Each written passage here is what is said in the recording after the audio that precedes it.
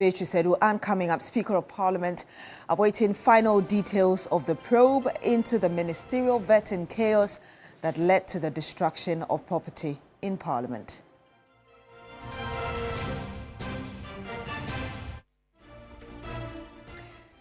Also on the program this morning, Interior Minister reveals investigations into 2020 and 2024 election violence show that police and military were responsible for 7 deaths.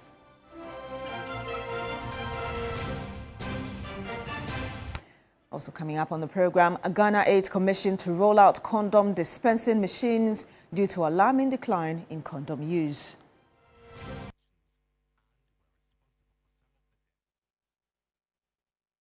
All of these stories and more in the next few minutes, but in our first story, the Speaker of Parliament, Alban Bagbin, says that the police are yet to submit their report from investigations into the ministerial vetting chaos.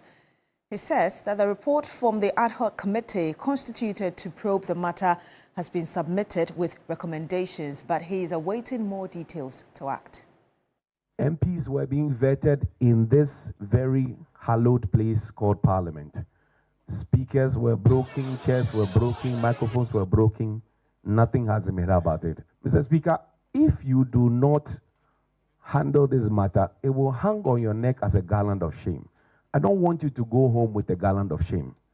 So what are you doing about it, sir? That happened during this ninth Parliament, and we are actually working on it. You listened clearly to my directives. It was not only Parliament, but I called in the police to investigate the criminal aspect of it and submit report. That report has not yet come. We've been following up on it. Even this morning we're discussing it. Yes. Then also there was to be evaluation of the items that were damaged, and then we'll get to know how much, so that when we are handling the report, together with that, I can make the necessary orders. The committee has submitted a report and with recommendations, which we have, but we are waiting on all this so that when I'm giving my directives, then you can make a complete statement and bring an end to this whole saga. So that is really being worked on. It's not shelved at all. Well, the Speaker also revealed that he did not receive any handing over note from his predecessor, Professor Michael Quay, justifying the need to pass a law for the transition of Parliament. He told editors and news managers on Tuesday that Professor Okoye did not hand over to him. He also said that the executive arm of the government can investigate the chaos that took place during the election of him on the 7th of January in 2021. In fact, when I took over after what happened on the floor and I was sworn in and I moved to my office, I was expecting to meet Professor Michael Quay for us to have a chat, and I didn't meet him there. So I asked, where's Prof? And then once, he was told that he's gone, he drove home. I said, what do you mean by that? You mean he drove himself? He said, no, some driver drove him home. Why? Why won't he wait for us to have a chat and discuss how to transit? And that was all. And so I really suffered a lot in silence. And because I wasn't also in government, almost all my, courtesies and others were taken away. I didn't get them at all for the 4 years that I was Speaker in the 8th Parliament. Ambassadors were afraid to meet me at the airport. They were even afraid to extend vehicles to me when I was doing official work outside. And I read some of the things they told you that I did outside, which were not true at all. We are bringing a new bill to also look at the parliamentary transition. We passed a law, and that is one of the reasons I said what I said earlier on, that we're passing laws for the executive, forgetting about parliament. So we passed a Presidential Transition Act, but there is no law governing the transition of parliament.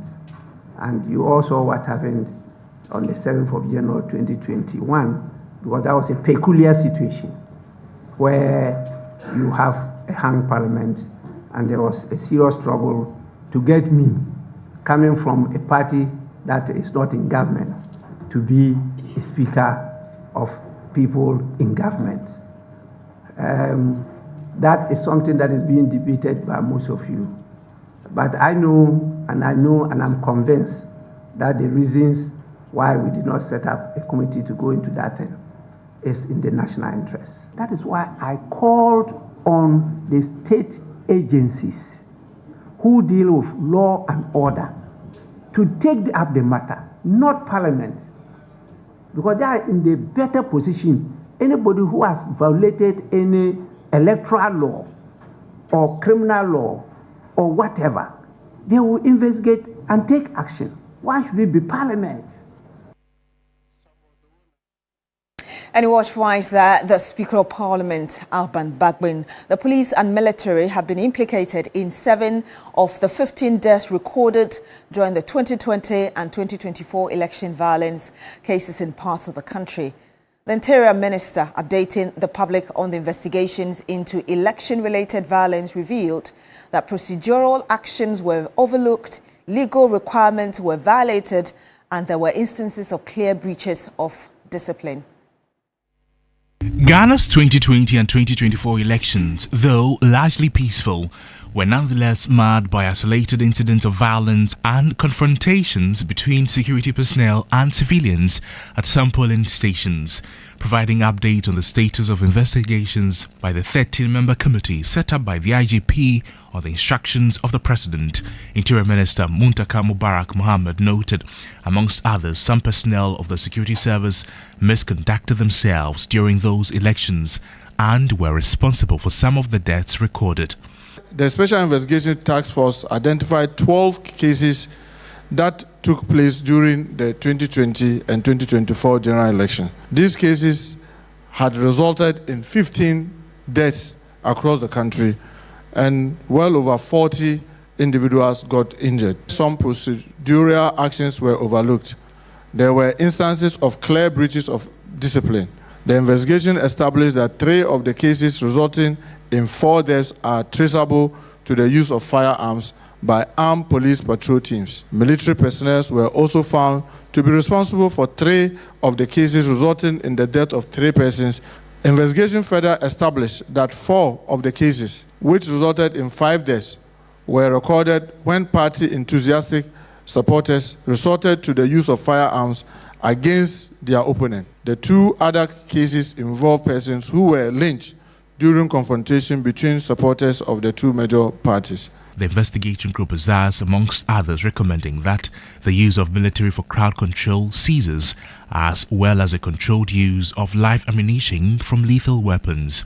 The use of firearms by security personnel was not done under the command of a senior officer who could have ensured that appropriate rules of engagement were observed. Security personnel, especially the police patrol teams at the collation center, fired indiscriminately, and in some cases they directed fire at the escaping crowd. Police should receive orientation and desist from using lethal force in crowd control situations. The use of armed military personnel for crowd control duties accounted for the incident that led to the death of 1 person and injured 4 others. The use of military in crowd control activity should cease. He added the ministry is working with security and investigative agencies to ensure the arrest and prosecution of all those involved in the violence during the 2020 and 2024 elections.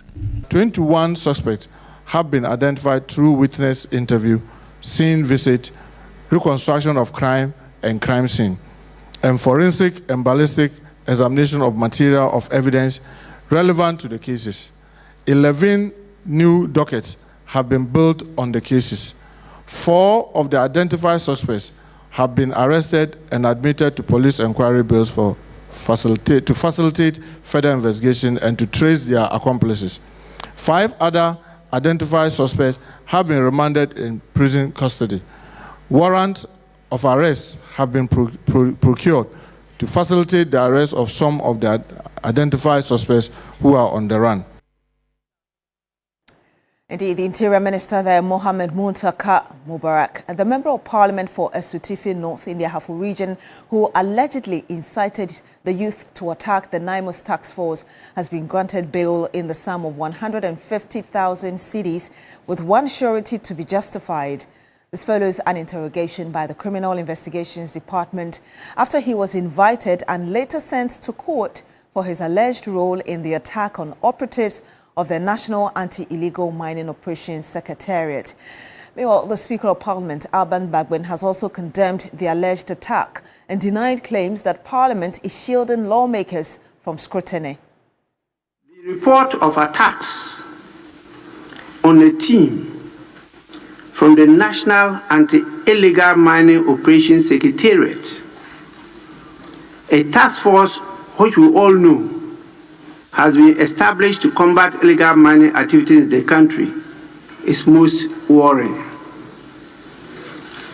Also worrying is the fact that the attack was allegedly incited by one of our own, the Member of Parliament for Asitufi North constituency. I am made to understand that the member has voluntarily submitted himself to the Criminal Investigation Department of Ghana Police to assist in the investigation, as many members have done in other cases.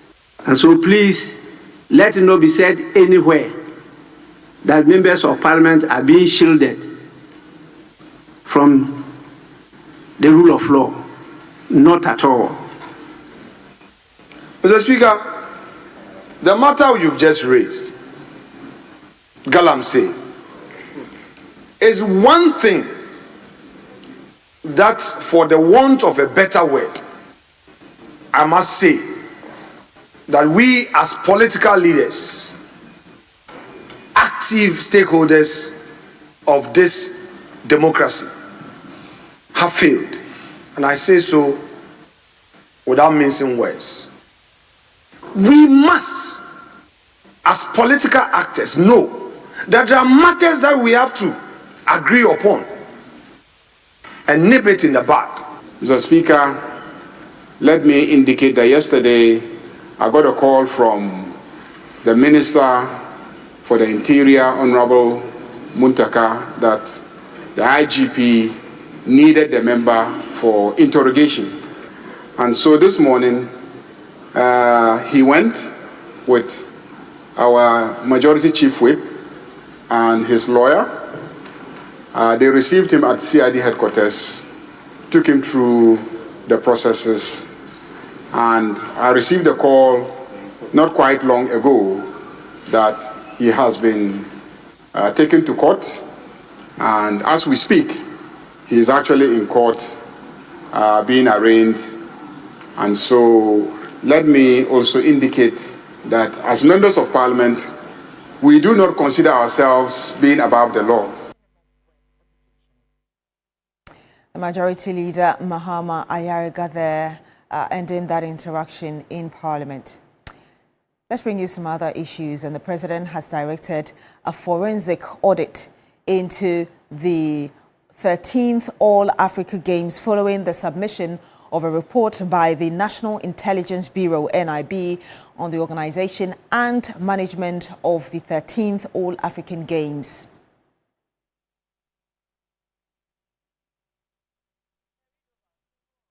Well, the President, after that submission, has directed the Auditor General to undertake a comprehensive forensic audit of all financial and operational aspects of the Games. The Auditor General is expected to submit the report to the President by the second week of December 2025.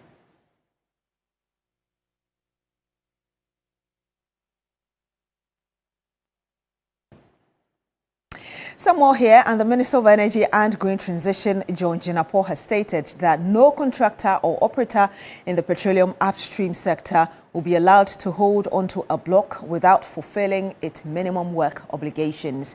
Speaking at the Petroleum Commission 2025 Local Content Conference and Exhibition, the minister emphasized that the cycle of repeated extensions must become a thing of the past. The cycle of repeated extensions of petroleum agreements must become a thing of the past. With increasing interest from these oil majors and reputable companies, no contractor or operator will be allowed to hold onto our oil blocks without fulfilling the minimum work obligations. And I met the finance minister. He told me that, Jinapor, if we do not do anything, this sector will collapse. And if we do not do anything, and that's the truth, in some 5-10 years' time, Ghana's energy sector will suffer a major shock. And this conference should look at that. To some issues on illegal mining, and lawyers for the NPP Ashanti Regional Chairman Bernard Entwibuesiako, aka Chairman Wontumi, are disappointed the Attorney General dropped charges against the General Manager of Akunta Mining after he offered to testify against their client. Edward Akwokun, the former fourth accused person, and Wontumi were facing multiple illegal mining charges until the Attorney General withdrew the charges against them. Lord Edwasari has the rest of the story. Lead counsel for Chairman Wontumi, Andy Apiakubi, speaking to journalists after court proceedings on Tuesday, indicated that the Attorney General ought to play his role as a Minister of Justice. He accused the Attorney General of attempts to undermine the course of justice. If Attorney General, with all the materials available to him, all the resources available to him, including human personnel, if it is just for him to only rely on a former accused person to prosecute a matter against one of the accused persons or some of the accused persons, and he thinks that justice may not be undermined, that is his decision. The way that the Attorney General appears to be poaching his own accused persons suggests that there is intent to undermine the course of justice. We will resist your princess rule. The NPP Ashanti Regional Chairman has pleaded not guilty to multiple charges of undertaking a mining operation without a license, felling and abetting the felling of trees in the forest reserve without written authorization, and has been granted bail. At the Criminal Court 4, presided over by Justice Audrey Kokuvite, the prosecution prayed for a short adjournment to serve the lawyers of Chairman Wontumi with disclosures. The case has since been adjourned to November 12 for continuation. At the Criminal Court 1, where Wontumi is facing multiple charges of mining without a license and felling of trees in the forest reserve, the case has been adjourned to December 4 because the presiding judge is on leave. Lord Idwasari, TV3 News, Accra. And that's it for the morning news here on Newday on TV3. My name is Beatrice Edu. Thank you very much for joining us. Stay with us as we continue with Newday.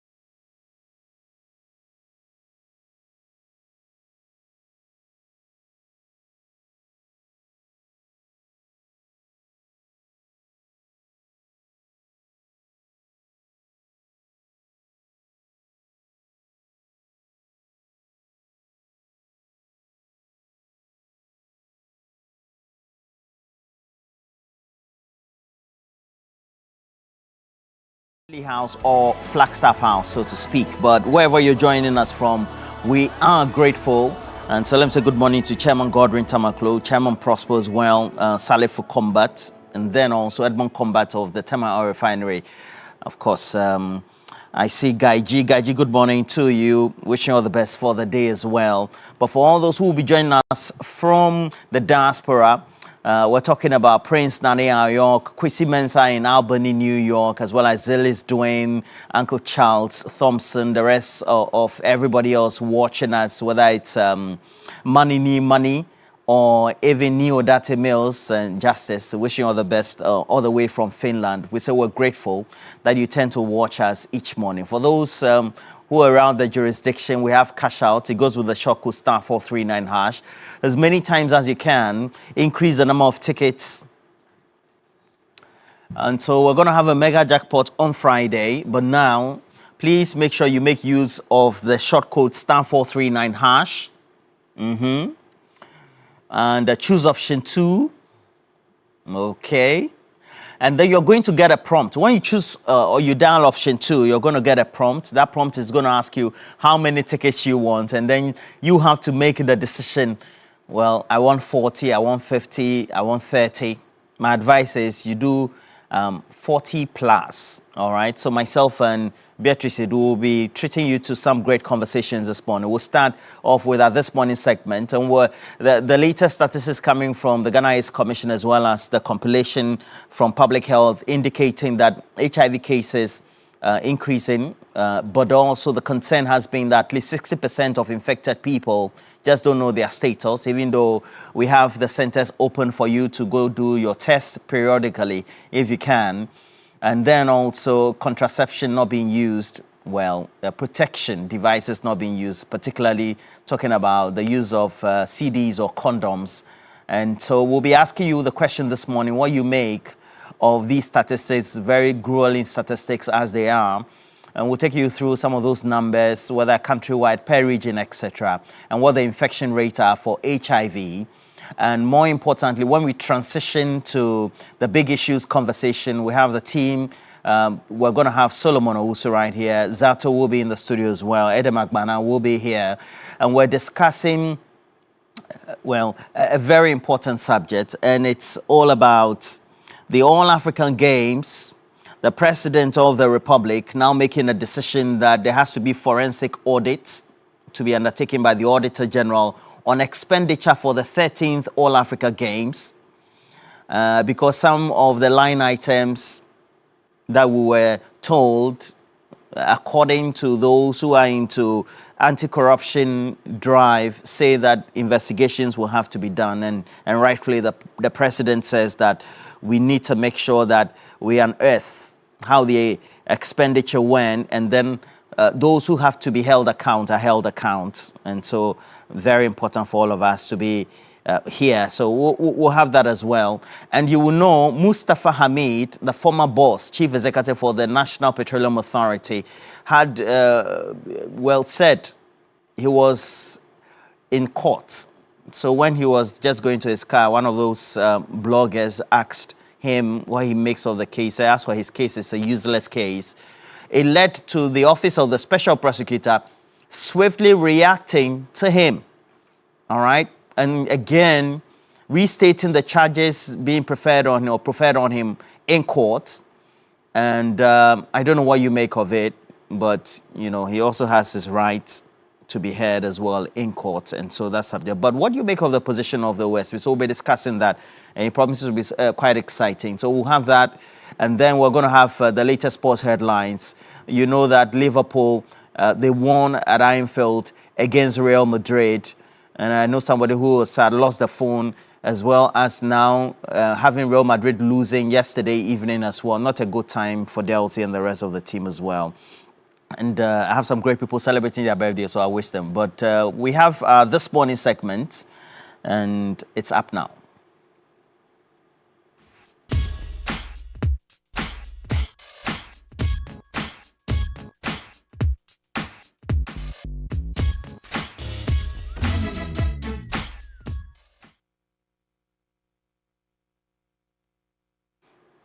So we have some code cards for you on the subject of HIV and the infection rates as they are. So I'll just quickly take you through. And due to the incremental rates being recorded by the Ghana AIDS Commission for HIV infections, the AIDS Commission intends rolling out dispensing machines. You know, like the way they dispense Coke and some of those ones, you know, at various vantage points. So they intend doing that at vantage point to encourage the use of condoms as a form of protection.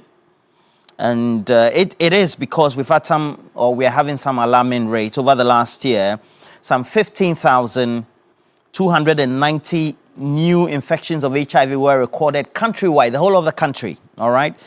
And with 60% knowing their status. So 40% don't know their status according to what we have here. And also means that 1 in 4 people living with HIV are not receiving treatment, all right? So they are not getting access to ARVs, antiretroviral drugs, but they are not receiving treatment at all. Why is due to various varied reasons. Now, in Ghana, the fatality or death recorded for HIV is 13,000 annually, all right? In some other countries, quite low because they have access to treatment. Now, 13 people die from HIV as well as HIV or AIDS-related illnesses, all right? So there are complications if you get into the transmission mode of being declared having AIDS, so to speak. So that's the latest we have. What do you make of this? And if you're a watcher of this, what do you think needs to be done to stem the tide, to improve the awareness, etc.? So please, you can join us on phone. And please, all right. Let me say good morning to you, Andy Edemagbele. Great guy, great guy. We already have Alhaji. Is there Alhaji Bino Yerboshele? Good morning to you, Alhaji Bino Yerboshele. How are you? Oh, fine. Yeah. How are you? Yeah, I'm well. I'm well. First of all, let me send my greeting to you and entire family for the TV3, Kupiti, the lad, and others, and people. Selina Musa and his husband, Alaja Lassan, and Chairman of Ampofu, and they are able to come up with just send my message to my boss. Okay. I wrote your loyal fan yesterday evening because he's always like me and you conversation. All right. Yeah, it's like my brother, Africa, and popular known as Crack. Crack. Yeah, Crack. Okay. Okay. When you look about the comment President John Mama made, I sometimes we need to have a leader like President John Mahama because he's thinking about the country. How can we build that country? So if you want to build the country and you know that some people do it wrongly and you did not correct them and you do what you do to challenge the country in that it's not good. So I just want to tell the Attorney General and the OSP, Special Prosecutor, they should focus the work and excellence that President John Mama gives to them. Because we all want President John Mama to arrest the corrupt people. Not President Mama will arrest them, just that corrupt people will arrest themselves because you need very well that if you take the council money and they will arrest you. Look at the video speculation in the social media, your friend Mr. Pami. Okay. And you have anything to sympathize with the he own there is nothing. You know, listen to comments you make. How can you make such comments? It means that you think that they just follow the right process to prosecute you. Okay. I think let's keep on praying for the Mother Ghana. So thank you very much for giving me this opportunity. All right. Alhaji, thank you. I tried to hear or try to listen attentively, but it was quite difficult. And then Chairman Dominic Champon as well, wishing all the best for the morning. You say you're watching us and we're grateful.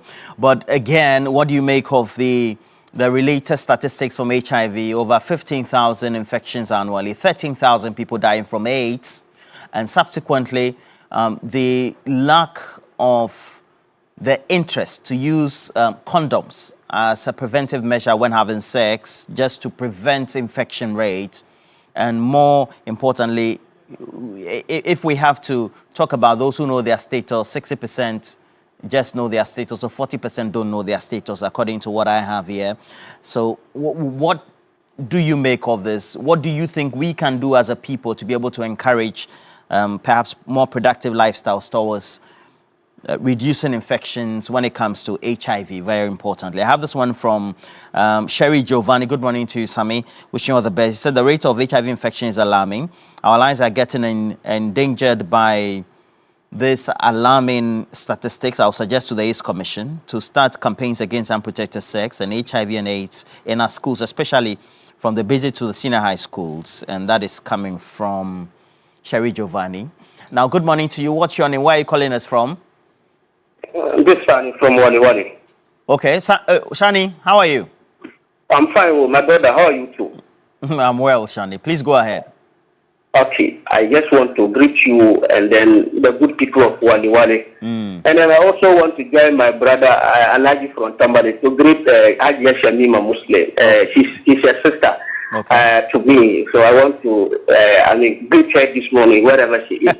And then having said that, I think that the statistics concerning the HIV infection is too high.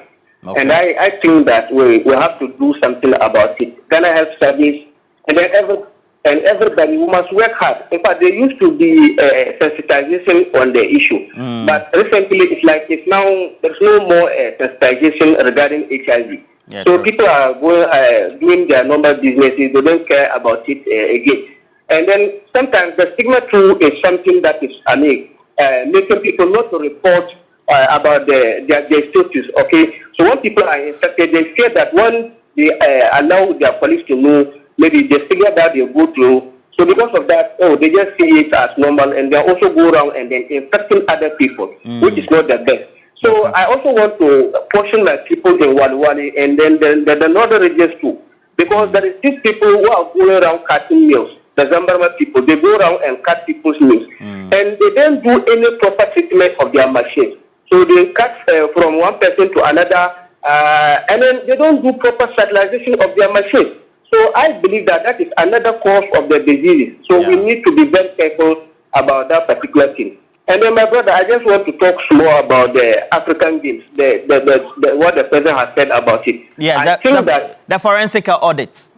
Yes, I think that it's long overdue. Because since last year, I can remember immediately after the games, there was a group that petitioned the special prosecutor, to look at the whole thing about the African Games. Because my brother, the sports minister then, Mustafa Yusuf, when he went to the Public Accounts Committee, and then the figures that he presented there, in fact, the expenditure that they made, $25 million. In fact, it was quite staggering. It was mind-boggling. And if you look at the breakdown, you mean $250 million, or? Yes, 250 million. I think it was too much.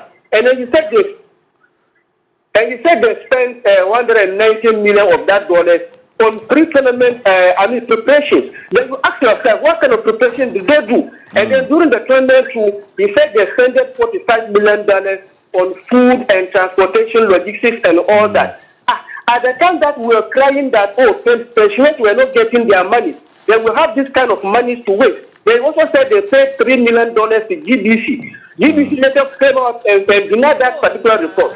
So it means that they use our money anyhow, for their own selfish and parochial interests. So I'm very happy that the president is ordering an investigation into that matter, so that anybody who is found culpable will need to face the full rigors of the law. Thank you very much. All right. Okay. So again, and I see that there's interest on the forensic audit that the president has called for into the expenditure for the 13th All-African Games. Took place in 2023, and subsequently there had been concerns. For example, we had $4 million being used for accreditation. You know, the tax that are used. If you go for a conference, those tax that are used The accreditation and the processes, etc., all cost $4 million. Food, $15 million. $15 million for food. Then they had some rehabilitation of some hostels in the University of Ghana on the campus, etc. So a lot of people had a lot to say about it. And so the president says that a forensic audit by the Auditor General needs to be put together or convened on this. All right, so what do you make of it as well? And the HIV rates also were told by the Ghana AIDS Commission increasing. We have plus 15,000 infections over the last year, 2024, year to year, subsequently indicating that only 40% know their status. So a lot of people don't know. That rate is quite low. And we have 13,000 deaths. And Beatrice, good morning. Very alarming, right? 13 people dying of AIDS. Because you have HIV, it means that you haven't gotten to that stage where you'll be declared to have AIDS, so to speak. Because at that point, then you have the complications from other illnesses because you have HIV. And I think we're seeing a lot more people die because people are just not checking. And so they are just transmitting the virus from one person to the other. And there's still issues with stigmatization. So perhaps even when people suspect that they are ill, they do not want to really stick their necks out and go check, so they get a confirmation of what they fear, perhaps. But, well, that's why we have the AIDS Commission bringing in the new measure, as it were, to help encourage people use more condoms so they prevent the transmission of the virus to other persons. But we have Peter T on the line. Hi, Peter T. Good morning to you. Thank you so much for joining us. Tell us what's on your mind today. All of you are doing well. She has gone away from the thing. She hasn't. She's around. Hello. Thank you for your good work that you're doing. Let me take this opportunity to Alhaji Yaokodo, Honorable Man, Director of Election National Democratic Congress, and Alhaji Ashka, and then also Mr. Zu, Tariki, all of Wawalu. Roland, as for the HIV, the least we talk about, I think the better, because you know that it got to a place, especially in the period of last 2 years, the government totally forgot about HIV, the HIV and its effects. But it has taken over. It has been taken over by this introduction of what is it? That disease that was spread all over the place. So government attention was on that. Is more than anything. So everybody forgot about the HIV. So let's move on. My major interest today, this morning, is about this forensic audit by the president, which has been ordered by the president. Really, you know what? So if care is not taken, our future will be in a very serious jeopardy with our youth. Because now the NPP in the previous government have taken this money that they have funded and then they have stopped for granted. Because they have realized that even if government mentions it, they are not doing anything about it. Nobody has been convicted yet, so they are taking it for granted. So they come out and they mention this and done this senior, this thing, the team has charging something. Look at the money that was funded. Look at the money. You realize that, you remember that when how do we call it, the exercise, that very game was over, there were service provided people who were complaining that have not been paid. And then they went to the ministry and they didn't mind them. Only to know that, not knowing there were selected people within the ministry that funded this money. And those money have not been paid yet. So people are taking this government for granted because of no action is being taken when the announcement is done on any particular person that has gone into squandering some of this money. So for real, that is there today and it's free. Nobody is seeing. Nobody is prosecuting him, let alone for him to be caught to jail. What are we talking about? So if actions are still not taken, and Ghanaians are not seeing anything, I don't think some of these news all the time with the series of press conferences, this person has done this person has done this, will yield any profitable result. We must be after this, government must be after this, and bring all these people to book so that we can see the light of the day. Thank you very much. Thank you very much, Peter T, for calling us and for sharing your views with that. Strong words there this morning. Very passionate. Yeah. And so I have a couple of messages. Lydia Nyaba of the Ghana National Association of Teachers, you celebrate your birthday. Lydia Nyaba, happy birthday to you from myself, Naomi, Dorcas, and everybody else in the family. Wishing you all the best, Lydia Nyaba. And this one is coming from Iraja, who says, I'm watching all of you there, and your subject matter is very important for all of us.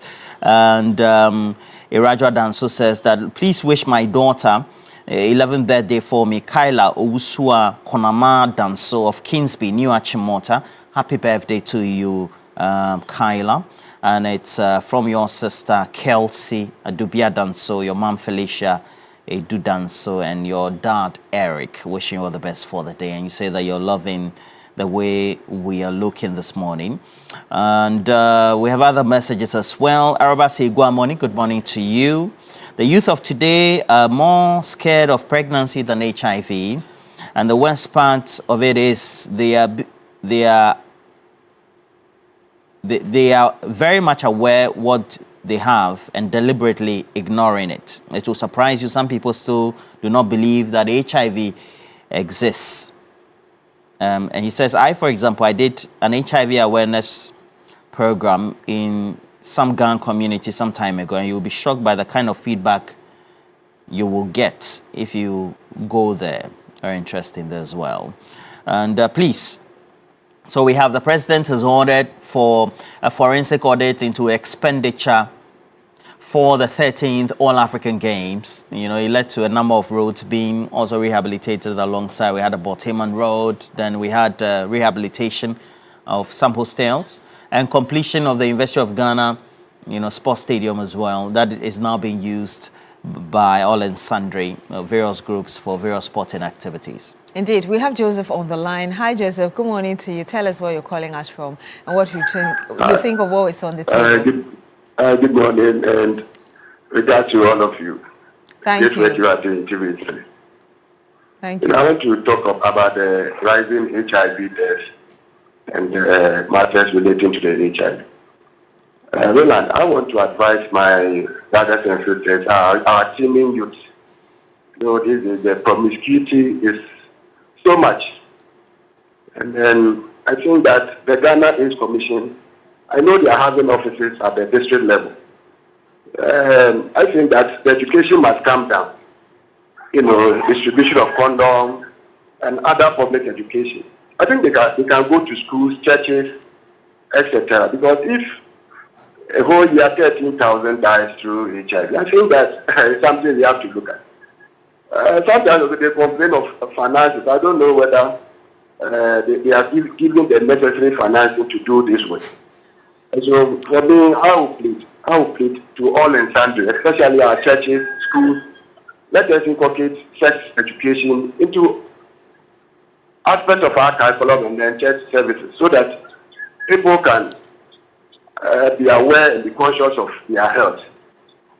Sometimes people also are feeling reluctant to go to hospital to check their status. I think that there's a need for us also to maybe if the Ghana Health Service, there's a need for them to do something about it, regardless of their confidentiality and etc. If there should be such that when you come to the hospital, they will check that if there's a problem, then they try to counsel you and then know how they can treat or give you the necessary preventive or the drugs. I think it is going to happen. With respect to the All-African Games, I think corruption, the previous government led us into so many ditches. And I think it is appropriate for the president to ask the Auditor General to do a forensic audit. And let's wait for the report. I think that let us not jump the gun. Let's wait for the report and then we are going to diagnose. And whoever is found culpable, I think we need to arrest them, get our money. Our roads are bad, we need water, and people are just suffocating and chopping our money here and there.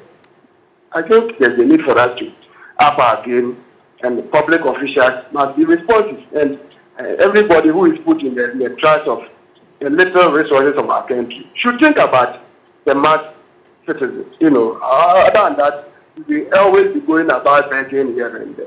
These games were organized elsewhere. I don't think that they recorded this massive corruption and this infractions.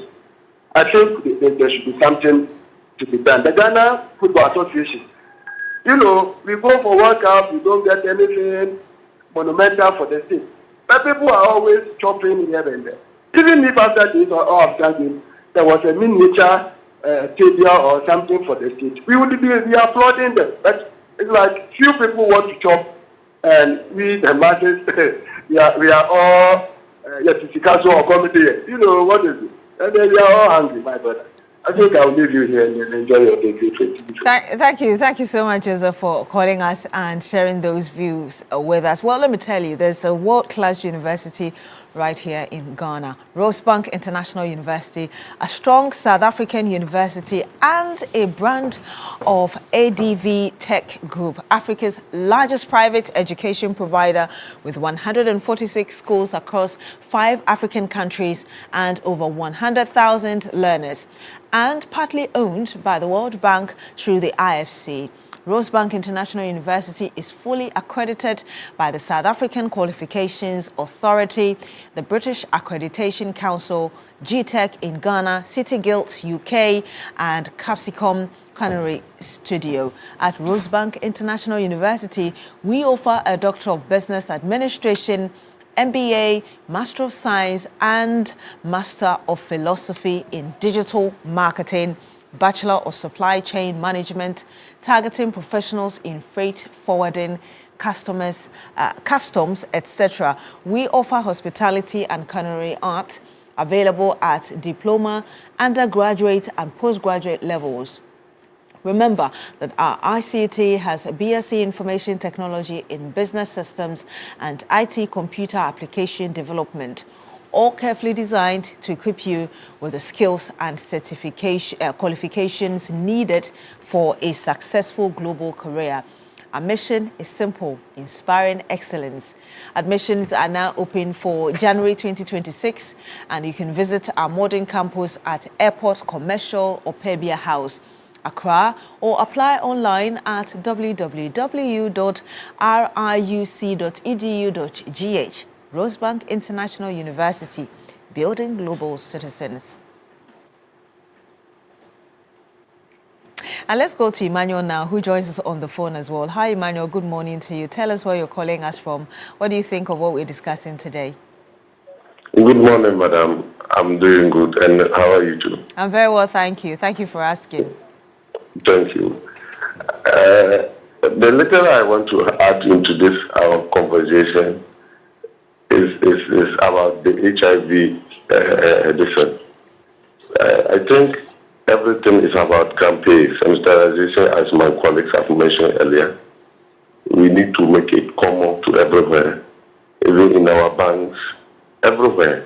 I think when this COVID came, if you look at the percentage which they said people die through COVID, HIV every year, it tells you, when you go to take it and compare the number of people that die through HIV, then you realize that it is killing more than COVID-19. But because we were able to do much campaign, and COVID was something that was across the globe, people gave a lot of attention to it. But sometimes we seem to forget the little diseases that is with us every day and killing us every blessed day. Like HIV, we mentioned, like malaria and other diseases. So I think everything is about campaign. They need to do more on that. And come to the games. I could remember, I'm not a fan of football, but Ghana, when it comes to football, everybody is a coach. I could quite remember there were some games whereby after the game, they set a committee to do investigation. People wept at the committee level. What happens to those people? Watching an ordinary person who was sitting behind my television in Bongo watching the committee could realize that this person, when he is taken to court, he cannot go out free. But up to now, we do not know what happens to those people. People bought Kinche at that time. I mean, an amount that you cannot even mention it in public. What happened to them? So if the president is saying this, I don't think the president just saying it is enough. But the president should have it at the back of his mind that there was ever been an audit like that and came out with findings, and we want to know what happens to that findings at that time. But please, this one goes to your TV. I always go to work late because of your program. Because there is no a timeline on your screen. Whilst I'm dressing, I can be watching. So by the time I realize it's past 8 and I'm supposed to report. So please, if you can highlight the time on your screen every morning. So while some of us want to be listening to you the same time dressing to go to work, we can make it on time. Thank you very much. Thank you very much, Emmanuel, for calling in and for sharing those views with us and the timeline as well. Thank you. You want a time on the screen? Yes. Yeah, I think so it's he done can for watch key and know points. that. I don't know about. Yeah, it's time for him to go to work. Yes. Are there more messages? Yeah. So we have a couple of messages, and well, so this one is from. It's from Courage Kotuka, who says that it's very sad to hear that. As a matter of fact, it's a wake-up call for all of us to strengthen education, encouraging testing and reducing stigma against those living with HIV, because together we can save more lives. And Courage giving us this. And this one is from Isa from Tema. I think the government should check the influx of foreigners in our country, especially around Tema. Some citizens from other neighboring countries around Tema, especially around Signature, Fariwa Junction, a popular spot, and their lifestyle indicate that they have completely forgotten about HIV, you say. And, okay, so Gideon Wadada, good morning to you. DJ Wadada, how are you? It says, I wish a happy birthday. I'm watching all of you here. I wish a happy birthday to lawyer Sergio Leonard. Good morning to you, lawyer Sergio Leonard. Wishing you all the best for myself, everybody, Ojifa, your wife, etc. Wadada Kumasi. All right. I think we have Rahman on the line. Good morning to you, sir. Thank you so much for joining us. Tell us where you're calling us from and your thoughts. Hello. Good morning, Beatrice. How are you? I'm very well, thank you. How are you too, sir? I'm also fine. Tell us, what do you think? That's fine. My contribution to your discussion has to do with, a teaching problem that seems like it's a recurring issue every day.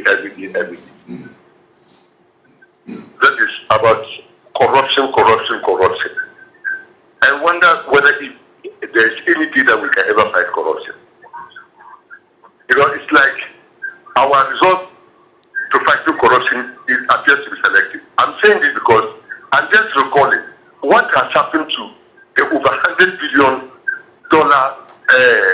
medicine that was bought by American government to government. And when people sold the medicine and people were on their heels, officers were on their heels, they decided to contract somebody to set the whole medical center ablaze. You see, so it's like corruption has become part and parcel of the Ghanaian society. Now corruption has become so intractable in Ghana that it is no more corruption, open thievery. To an extent that farming, which you can farm, I'm the victim of what I'm telling you. You farm like maize. If you don't prepare yourself enough, organize yourself and go to the farm, before you go, somebody would have gone to harvest the whole farm. Why? You see, so this whole democracy, it's like democracy has either come to destroy the values of our society. So we should do more than what we are seeing. Every day committee, we have set up committee to do this, to do that. We don't nothing. We don't see anything. So my concept is that something that should happen more than this kind of democratic expectation. Thank you very much. Thank you very much, Rahman, for calling us and sharing those views with us. Well, yes. So very interesting there. And so we have other comments coming through. This one is coming from Akasokri Joseph. Good morning to you, Akasokri. He says the OSP is the reason why Mustafa Hamid said his case was useless, because he knows that the OSP cannot do anything to him. He will only come and talk plenty. He will only come and talk plenty without action. He should be removed from the office as OSP as soon as possible, you say. And then I have this one from Zach. Good morning to you. He says, I'm watching you live from the center of Ghana, Kintampo. Keep up the good work. Greetings to Dr. Mahmoud Bawumia. He's number 3 on the ballot paper. Master Planner Junior, Policy Analyst, Kintampo. That's Master Planner Junior there. And, all right. So that's where we have to go for a break, right?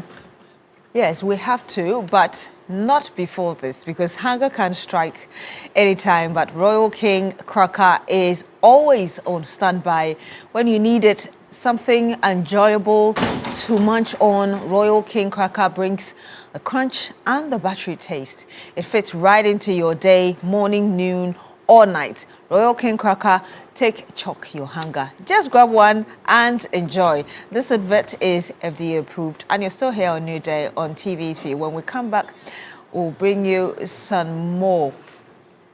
But again, today is Wednesday, middle of the week. You do not want to miss the opportunity to get some 1,000 Ghana cedis for yourself. Always remember, *439#. You follow the prompt and you pick your favorite platform. And you know, your favorite platform is right here on TV3, number 2. So dial *439#. You follow the prompt, you pick number 2, which is your favorite platform. And you get the chance to get 1,000 cedis. We are giving 10,000 to 10 individuals. And there's a jackpot this Friday, actually. So giving out 20,000 Ghana cedis to one person, to 3 individuals. Okay, wow, 20,000 this Friday. So imagine you play, Roland will say as many times as 40 today, you get 1,000 and you get the chance of sharing the 20,000 cedis among 3 people. Do your calculation. That's like a lot of money.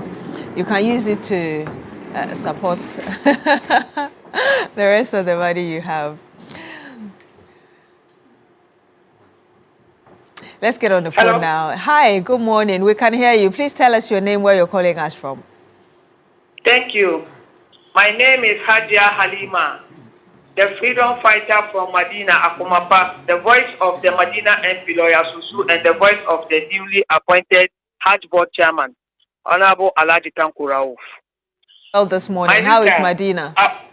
Medina is fine. We thank God. We thank God for our lives. We thank God for giving us Honorable Susu as an MP, and we thank God for giving us His Excellency John Dramani Mahama as the President of Ghana.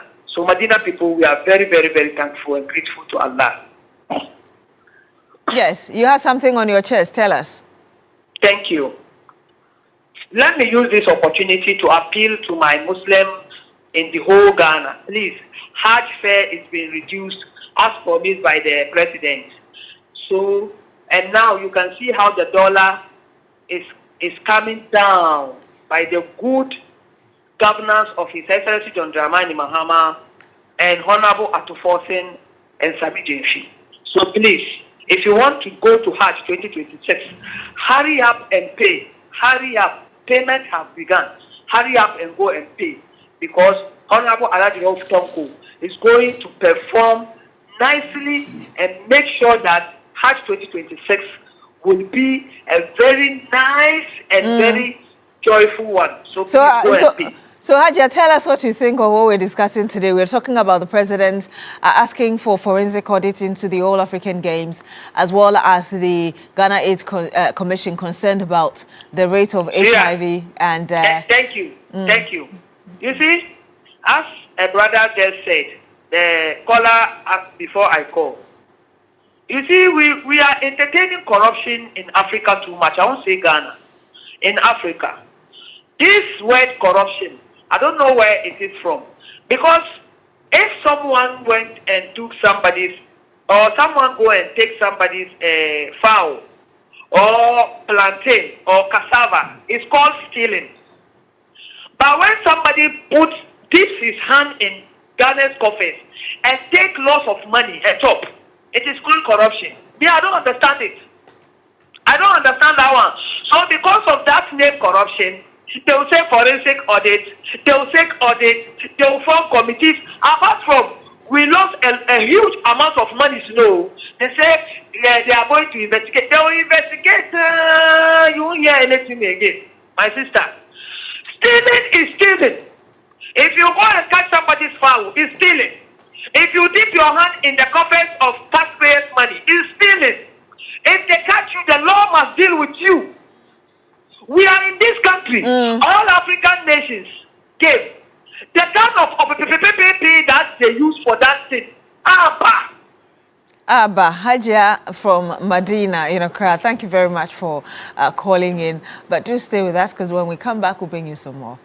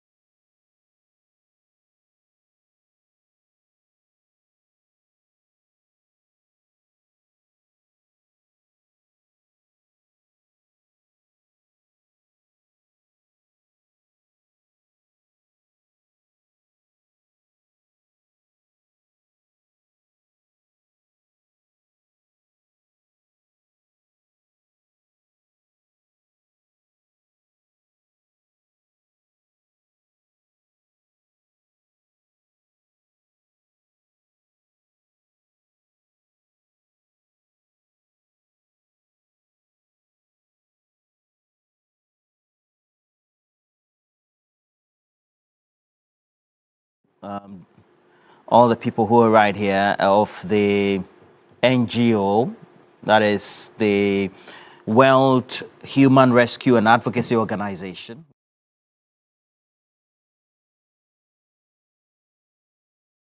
Great conversations to have this morning.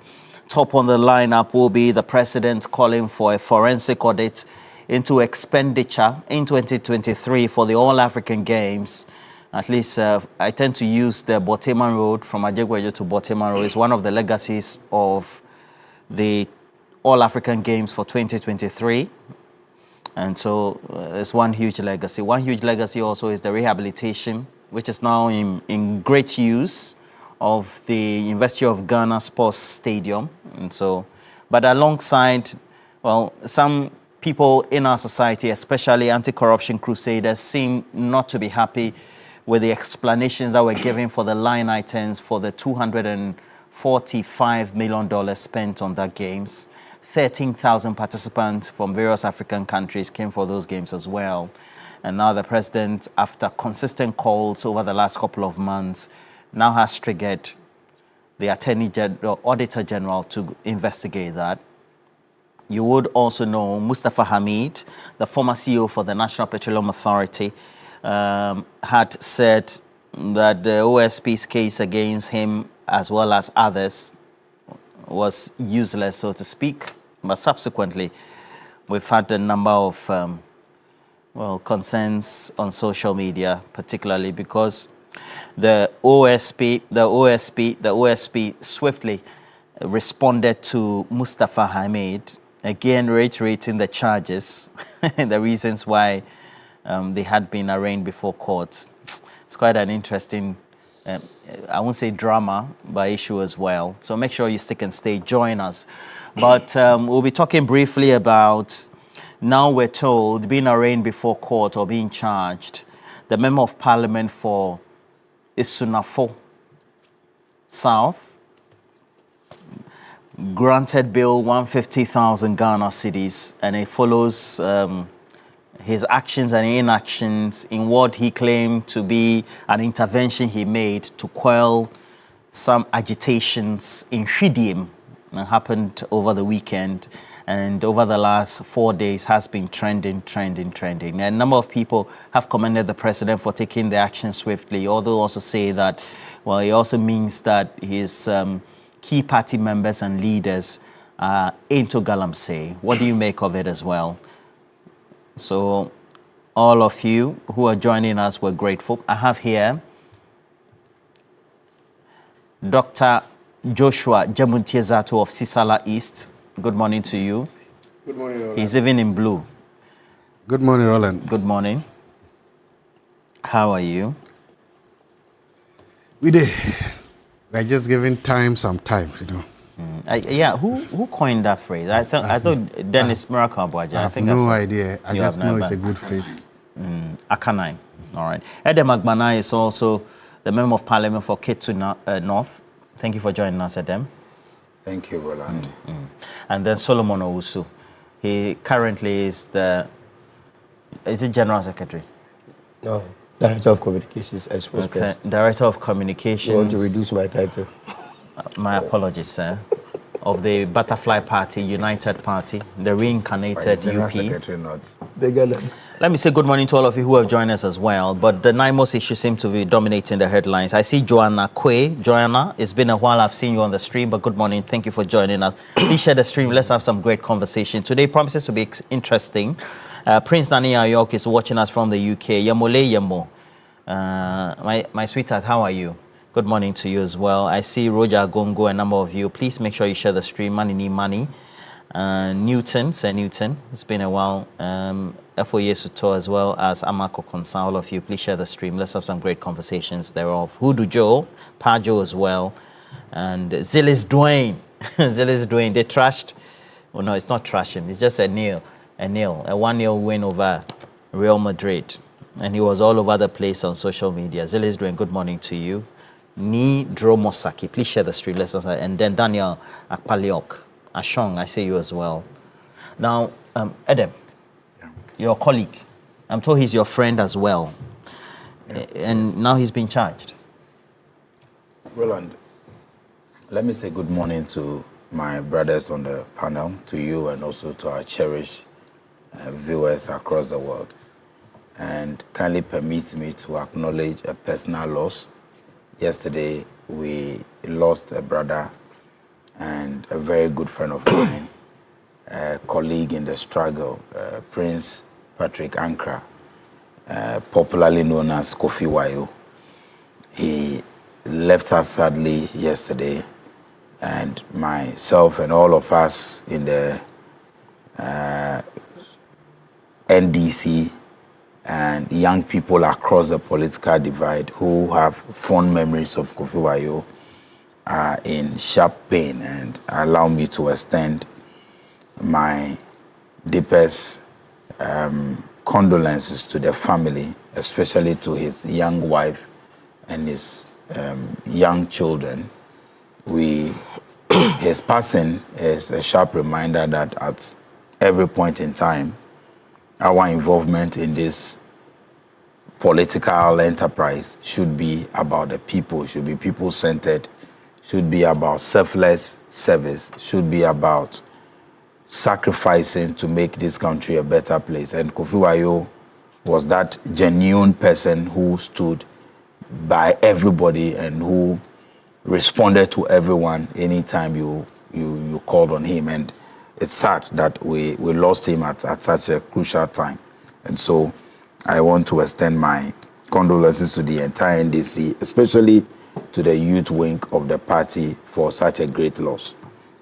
Roland, back to the issue of Galamsey and my colleague, the Honorable Ebenezer Kwekuado, who is currently before court for his alleged involvement in some acts that sought to undermine the operations of NIMOS, or operations of the Anti-Galamsey Task Force that we have in place. Let me, even before delving into the issue, register the fact that yes, the Honorable Ebenezer Kwekuado is a very good friend of mine, one of my colleagues in Parliament. We are all backbenchers, and because he's quite young, we go along quite well. He's a very good friend. I have known him for many years, even before we entered Parliament, because I was Deputy National Youth Organizer of the NDC, and so I've worked with him across his constituency and in the Bono, the Ahafo regions and all of that.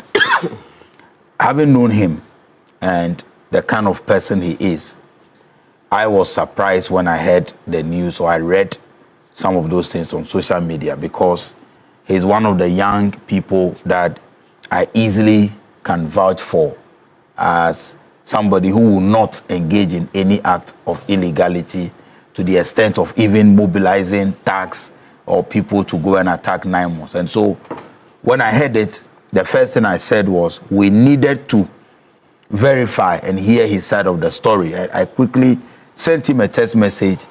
I called him, and he denied flatly all the allegations leveled against him, and he raised some very critical issues. And listening to him, the matter is before court, and so I cannot pass judgment.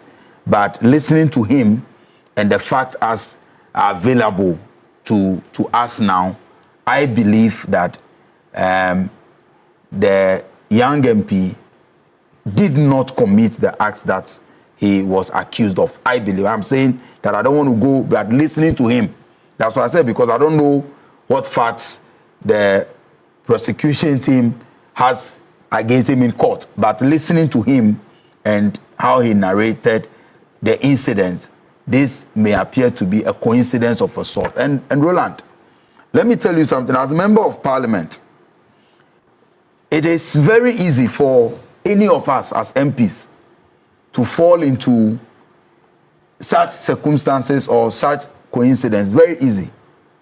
Especially if you are operating, or as a member of Parliament, you are very responsive to the people. I will give you a typical example. On Monday, we had a sword cutting for an ultramodern ICT lab in my constituency. So the constituents believed, or Which some one? imagined, The Prof. Double one. we with Prof. Double, the one that the Charity Galley Foundation is leading. After the sword cutting, I left Ehi around 5 p.m. that day. Around 9 p.m., I got calls from Ehi that there was some mob action in the community because a gentleman has stabbed his friend, he stabbed somebody to death, and the youth thought that the police could not handle the case. So the same community. If I was in the constituency, maybe I would have driven to the scene to calm the youth down, because as a leader, you expect that they will listen to you. But because right after the program, I left for Accra, I was not around, so I told them I wasn't around. I called the police and asked them to maintain peace and order and all of that. As we speak, the gentleman who was stabbed is no more. The one who allegedly committed the offense was also beaten to pulp, and many other. It was quite chaotic. Now, naturally, when there are incidents of this nature, instead of reporting to the police, the people's first resort is their political leaders. Really? So, yes, and that is the reality on the ground. I don't know about Dr. Zato, but the truth is that if there is... They call you guys first? They call us first. Roland, if there is any chaos anywhere in our constituencies, look, I can tell you, you can conduct a research. More than 90% of our constituents may not even have the contacts of the police, or may not even know which numbers to call to get to the police. So even when there is an accident, when there is any chaos, there is fire, we, the political leaders, become the first point of call. And so if you are around, it is possible that, like he said, he was traveling for a funeral and he used the community. He was just trying to bring calm. Like I said, I don't want to go into the merits of the case before it is before court. But in all of these things, Roland, there are three things that I think that we must focus on, that should be a lesson, that should tell you again that the NDC is different. Number one. Which are those? Number one, here is a member of parliament, part of the NDC, his party is in power. But see how swiftly the party has allowed for the institutions of the state, the courts, to work. In fact, some of us disagreed with the bail conditions that the judges gave. But here is our member. His party is in power. The president did not shield him. The party chairman did not shield him. Mr. Speaker did not shield him. And the party has allowed and said, let the gentleman be taken to due process for him to prove his innocence. That tells you that the NDC is substantially different, because under the MPP, we didn't witness this level of political commitment. Oh, Charles Bissio, etc. They were all investigated. Even when there was a video evidence against Charles Bissio, he was cleared. He was cleared. Roland, look. OSP investigated. Roland, we have this could not have happened under the NPP, that their sitting member of parliament will be held before court in this swift manner. When did the issue happen? Over the weekend. And yesterday was Tuesday. Speaker had granted permission, the party leadership had agreed, and the gentleman went to court. First thing we have to notice, it tells me that my party, my government is committed to the fight against Galamsey. And my party is so law-abiding that regardless of your status, regardless of your position within the party, when you are seen as an impediment in our fight against Galamsey, the party is ready to deal with you. Yes, the gentleman will have his day in court, but the way the party has handled, the way the government has handled this issue should give us some confidence that we are substantially different. Adam, when you spoke to your friend, you say he's your friend. Very good friend. Apart from being a colleague, he's your friend. Yes, he's my friend. Did you ask him whether he brought tax or people? He denied bringing tax, and he told me. So the people, who made the eyewitness or hearsay report are lying. He was traveling with his vice chairman and his driver, and basically when you are going for a friend, you can even see from his outfit that the gentleman was on his way, and that part of the, where the thing happened was not even in his constituency. But this, I mean, that's what he told me. So wait, he took keen interest. I have no reason to doubt him. So he took keen interest in the matter in which he's not. Roland, That is his neighboring. A constituent That is MP. your neighboring constituency. Roland, if I am going to Ketu North and something is happening in Akachi, I will not say because I am not Honorable Bernard Ahiafo, so I will just ignore and leave. So it happens. There are many times that sometimes our colleague MPs will come to your constituency, face a situation, solve the problem before they will even communicate to you. Recently, there was an accident in my constituency involving a constituent of Afram Place, so Honorable Peli Walasi. After we resolved the issue, he quickly called and said, oh, those people were my people. It happens all the time, Roland. And so there is nothing wrong if an MP decides to intervene in a situation in his neighboring constituency. Like I said, he will have his day in court. But with the accounts that the Honorable Ebenezer Kwekuado gave me, I have no reason to doubt him at all that he is not, but he will prove that in court. I am not the court. Roland, the second thing we should take notice of, see how quickly NDC leaders went after the gentleman, even when they did not hear his side of the story. Appointees of this government, communicators of the government, see how NDC leaders, including even MPs, went after the gentleman. It tells you one thing, that as a party, as a government, we are willing to put our all in this fight against Galamsey. And so we will not tolerate any acts of subordination, any acts that seems to undermine that fight. It tells you that we will not say because the person is an NDC member, the person should be shielded. But let me bring you back to something. Recall, earlier this year, on your platform, Edward Jitameklu, who now has NPA, mentioned it here and sent this warning to the NDC members that when you are caught in any situation of Galamsey, be rest assured that President Mahama and the NDC will not shield you. And that is what we have demonstrated. And Roland, the third thing is that Parliament really has allowed for proper separation of powers in this matter. When the issue was reported, our leadership did not shield him. The majority leader, Chief Whip, all of them, they have been involved in the case. They've allowed for the gentleman to go. He was with the police yesterday. When they granted him bail, it took some time for him to be able to gather the sureties, even though some of us disagree with the bail conditions. Well, how can you say, for example, that a gentleman cannot travel out of Greater Accra when his constituency is not here? He is a member of Parliament. The fact that you are investigating him or you are taking him to court does not mean you should stop him from doing his parliamentary work. So tomorrow, if there is a forum, if there is a program in his constituency, he cannot go because he's going to court. He's not going to travel out of this country or run away or anything like that. So even though we disagree, we have seen that institutions are working. We have seen that the NDC is truly committed to the fight against Galamsey. And I wish my brother Ebenezer Kwekuado well. I met him again yesterday after they granted him bail. And he is so confident that he is innocent. And I pray that he will have his day in court to prove his innocence on account of what he has told us. All right. Dr. Zato, what do you make of this? A lot of narrations, he says it also shows that... Was Erastus at the scene? I forgot to ask.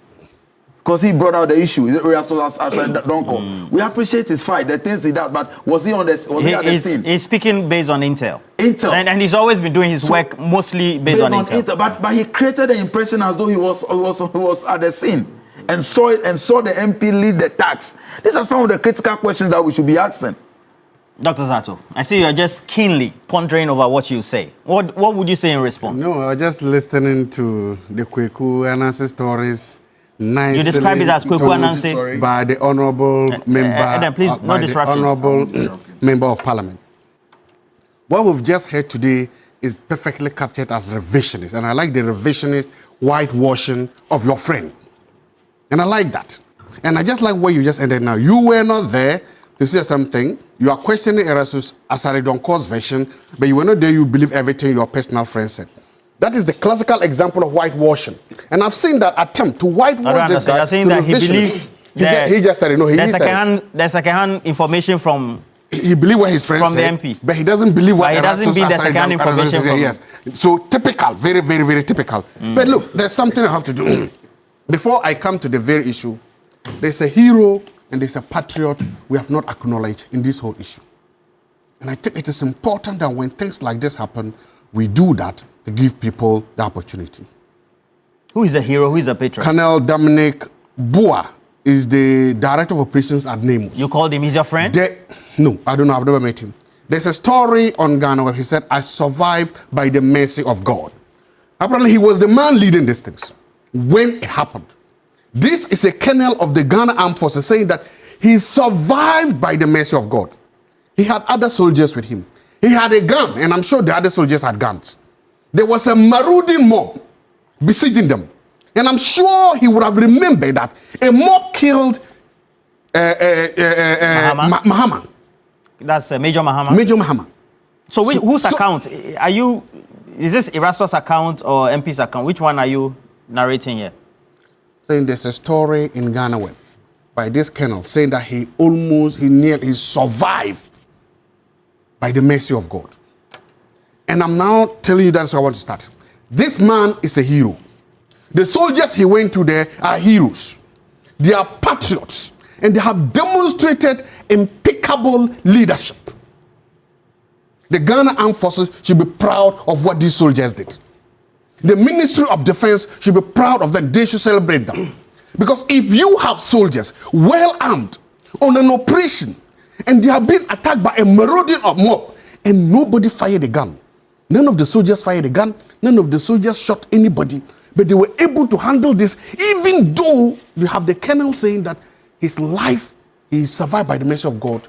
These are the perfect examples of leadership in Ghana. These are the men and women we want to be represented in the uniform in this country. I colonel you, Colonel, this morning. And I pray that we have more leaders like you. We have more soldiers like you. Who will always show professionalism, patriotism, and dedication to duty in the work of doing. We salute you. Your story has been buried. Your stories have been buried because there's a politician. Your story has been buried because there are people running around whitewashing what the politicians have done. But I think that yours should be told because you've told us that you can be professional, you can be ethical, and you can do the right thing. I'm happy with that. Secondly, if you come back to these real issues, the actions of this MP is the classical examples of impudence, of arrogance, of lawlessness, and of politics. He did this because he knew he could get away with it. Adam says it's an allegation. He did this because he knew that nothing can be done to him. He did this because he saw somebody saying, he saw what's his name? The NDC National Organizer, the Youth Organizer were elected, he saw that. None of the videos saw doing what you are like. No, Adam. Use the word alleged. No. He didn't pass Adam. Let me use the word alleged. That's what I'm asking. Adam. Please, let's establish the ground rules again, which I know you're very conversant with. Again, use the word alleged. Again, let me restate or reiterate that when you were speaking, Zato was not disrupting. And you held the position that your friend and then also your colleague, the MP, was innocent because he never committed the action. But you are happy that the president and even the speaker has triggered all the processes, agencies, and quasi-judicial bodies to be able to investigate this, and that the law should take its course. Is that not your position? Yes. Okay. He also holds a position that he has a conviction based on accounts, and he uses the Ghana Web story, Erastus's own second-hand information, as you want to call it, to again buttress his point. And so, Adam, go ahead. Please, you have 2 minutes to wrap up. Dr. Zato. Anyway, the actions... Should I bring you water? Because he's disrupting you. Please go ahead. The actions and inactions of this MP could only come from somebody who has seen that the justice system in this country is tailored to favor him and his party members. It could only come from somebody who's coming from a place of impudence, of arrogance, and the temerity to lead people to go against the Ghana Armed Forces, operating on the lawful instructions from the commander-in-chief. For me, sometimes it's the reason, sometimes it's the motivation behind it. Sometimes it's the idea that the person even thought that he could do this, and two, he could get away with it. That is behind this. And for me, as I said, I'm happy. There are certain things. Mr. Speaker, thank you very much. I applaud you this morning for what you've done. But I'm surprised that this guy has not yet been referred to the Privileges Committee of Parliament. Because I can believe that if anybody else had done this at county parliament, the person would have been referred to the privileged committee to do this. I'm also disappointed that the National Democratic Congress as a corporate entity has not issued any formal statement, either to condemn this or to support this. So far, I don't know the position of the National Democratic Congress, and it's important. Because see, we have all been told that the reason why Galamsey cannot be solved is because of powerful politicians behind Galamsey. That there are very, very, very, very powerful politicians behind it. If we don't start disowning these politicians, we are only festering the problem. If we don't start telling these politicians that you do not belong to us, we are festering this problem. So for me, I'm disappointed. I'm disappointed that nobody in the party has decided that let's issue a statement also as a sign to other politicians in this area. Formally. But don't you think the party would have been putting the cart before the horse when they know that apart from key individuals, because I've seen Eric J, a number of criticism also being publicly, which are on social media. My position is that the party as a corporate entity... But investigations are supposed to be conducted, then they can issue a statement. The party as a corporate entity has missed an opportunity to send a very loud message to all its members that they will not countenance with Galamsey. The party as a corporate entity has failed to tell everybody that their position is this and that if you do Galamsey, you are on your own. They didn't do that. And thirdly, look, whatever we do, what I know is that at the end of the day, there will be ways and means of making sure that this thing ends a natural death. This thing may go the way of other things that have gone. I have no power over that. But what I know is that Ghanaians are beginning to see a narrative. And the NPP, the idea was that the government and the NPP was protecting Akonta mining. The government and the NPP was protecting other people, other politicians. Every member of the civil society opposition will immediately quote the Professor Boateng report as if it was the Bible or the Quran. Yes, and rightly so. Because all that went to indicate that powerful people, powerful politicians, both in government, were enabling or assisting Galamsey. Today, it's a similar thing. Mr. President, you have a very excellent opportunity here as a case study to firmly put your imprints on this Galamsey thing. To firmly let us know what will happen. I want to see how far this issue goes because it has the potential of what? Weakening the morale of NEMUS. It has the potential of undermining the strict commands of the commander-in-chief to the soldiers and to NEMUS to do their work. It has the potential of saying that if you are powerful and strong, and if the party has your backing, you can get away with anything in the Galamsey side. So I want to see, let's treat this case as a case study, a case study. We will follow. The skepticism in me says that nothing will happen, but the patriotism in me says that let's continue to see how it goes. He describes the Akoko Anansi story, even though Edem vehemently disagrees as well. But from your own observation, the incident happened, is it Saturday? Yes. Late in the afternoon of Saturday. Yes. And the MP had to issue a statement, was it yesterday or? I think, yes, yesterday. Yesterday, yeah. I mean, crisis communication 101. You know the time lag, so it breeds a lot of suspicions. But let me just use 30 seconds. But really, he has to be investigated, and so he's not guilty before the law until proven. You see, these are the semantics. I can understand Adam's position as a colleague in Parliament. He has stated his position. I don't have any problem with it, but I have a problem with the MP and a problem with all those that are involved in this matter. You have a problem with the MP? The MP must not go alone. Collins Dada must be hauled before the court. Oh, how? The Defense Intelligence who first appeared on the site. Because remind you, and let me here declare, that in the same way that Adam has a very close relationship with Kwaku Addo, I have a serious relationship with Keneboa. In fact, he was my senior at Prempeh College. And if you are talking about the 3 top military officers who are so honest, in fact, he is the only reason why when President Mahama said that we had not fully exhausted the tools available to us and that he was not going to declare a state of emergency, I said, yes, there is hope in NIMOS. Because I know him and I have said it on this platform. Keneboa, that if members of this government or within the NDC would allow Keneboa to work, we may never get to the point of a state of emergency. Because he's one fine gentleman that holds his integrity at heart. He will never take any bribe from you. All that he knows is that let me do the job. Let's look at the chronology of events. The site, and mind you, last week I wasn't here. I was on the 5 regional tour. We were inaugurating our interim executives.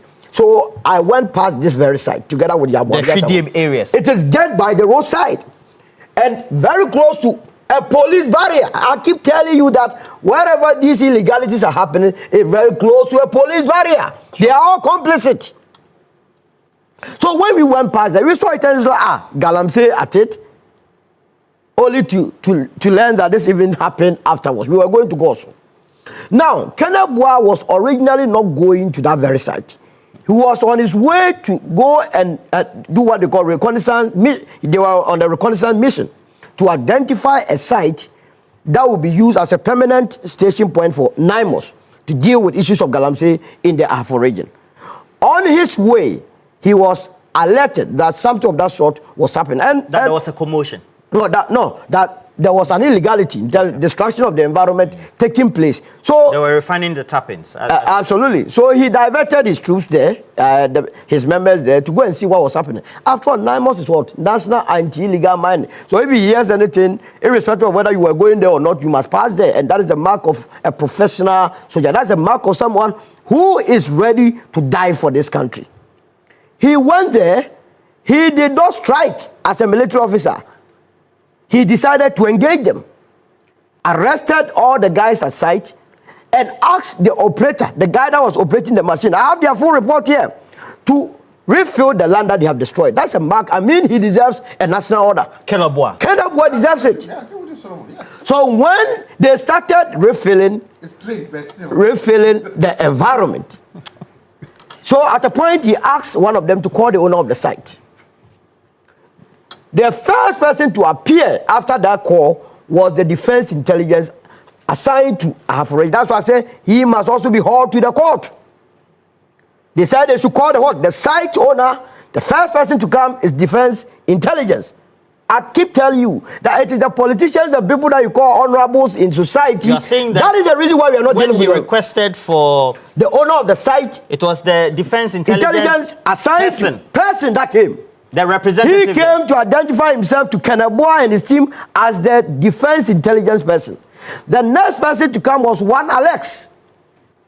In a range over, arrogant enough, according to the NIMOS, instructing them here and there. So the Alex is there before the MP came. Now, why did the MP go there? That is why I don't want my brother Adam to take hook, line, and sinker what the MP told him or might have told him. Because it will not stand the test of any rigorous legal process unless we want to deal with this issue. You mean under proper scrutiny? So first of all, the reason why I said this MP and Kolizada must be hauled. The MP claims he was called by Kolizada to go and attend to a business. Now Kolizada, I've listened to his account. He claims the first person he called was an assemblyman. If you are an MP of an area and there is a security challenge, do you call assemblyman or you call the commander responsible for the region or the very area that they easily have? Boss. Absolutely. He cannot tell me that he's not oblivious of this fact. That when there is commotion, you call assemblyman. Mind you, in the case of Denjo Obuasi, it was the same assemblyman, a supposed assemblyman, that led to the death of he led all the invasions. Instigated and caused the death of Major Mount. Here again, we have assemblyman. The assemblyman claims that he wanted to speak to Kenabua. And Kenabua said he wouldn't. It was the reason why Collins Dada called, what's the name, the MP for Stephen North to go in. Now, according to NIMOS, and I've seen all the videos associated with this commotion, there is no way in these videos that you see the MP who claimed he went there to, as it were, and show peace, calming any nerves. You won't see him in any of the videos calming any nerves. You understand? So that when they got there and he instructed, and mind you, he, the MP, together with his tax, instructed a colonel of the army. Yes. He's saying that he went there. They attacked. They shouldn't annoy anybody in this country. Who are the party? They attacked. They think we are joking in this country. Look, I lost my sister only last Sunday. And one of the reasons why I lost my sister at Kolebu last Sunday is because of the effects of Galamsey. And here, let me thank all the medical staff of Kolebu The emergency unit Dr. Donya, Dr. Atakli, Dr. What's the name? Angela Wood, for a yeoman job, though my sister did not survive. So if you come here and we are dealing with issues of Galamsey, nobody must try to deal it with it. Collins Dada, the MP that went to the site, decided to instruct, together with the staff, an army officer, a colonel, assigned by the state to release the people that he had arrested. You mean he instructed? He instructed. Keneboa? Yeah, he instructed Keneboa. Can you imagine? They had their guns on, but Who told you that? I haven't. I just told you that Keneboa, is a very close friend. I have got him briefing. Me, I don't lie in anything. I have got him proper briefing. The MP, together with his staff, instructed him to release the guys. He said, no, I won't. But rather, I'll follow procedure. I want to send these people to police station. Listen to a professional person. He did not say he was sending them to Accra, but he was sending them to police station so that they go and deal with the police. It was there that they violently took the handcuff keys and freed the guys. You understand? You have done this and you are being told that what? You were there to make peace. Make peace to who? Make peace. If you are an MP and you hear that there is something illegal. Is an MP, the explanation I also got yesterday was that he is an MP of... No, a neighboring constituency who was passing through Esutifi South, right? Yes. To a funeral. So he saw the commotion. Mind you, you say the thing is at the roadside. Yes. And so you see the commotion. No, he said he did not see the commotion. He was called. He said he was going to a funeral. He was called by Collins Dada to attend to a business because Collins Dada claims he had called the assemblyman. The assemblyman could not deal with the issue, so he had to call him. And I'm asking Collins Dada that if there is a commotion in your constituency, do you call the district commander or you call an assemblyman? What is he talking about? You see, we do all these things to ourselves. Well, but the president has ordered for fantastic. I have said whether or not our democracy will survive entirely rests on President Mahama. I'm telling you, he must not take it lightly because a lot of things are going wrong and he has time with destiny to shape this country. He has time with destiny to fix it. And that is where I agree with Adam on the fact that ever since this matter came out, at least I've heard from Nupenu, I've heard Eric J. all condemn it. You see, when we're a political party, there is no way in any political party's constitution that says that you have to ask to go and engage in Galamsey to enrich yourself. Why is that them not engaging in Galamsey? Why is that them not being accused this morning? But Kwekuadu, they mobilized the tax for a military officer to say, I was saved by the mercy of God. It must worry you.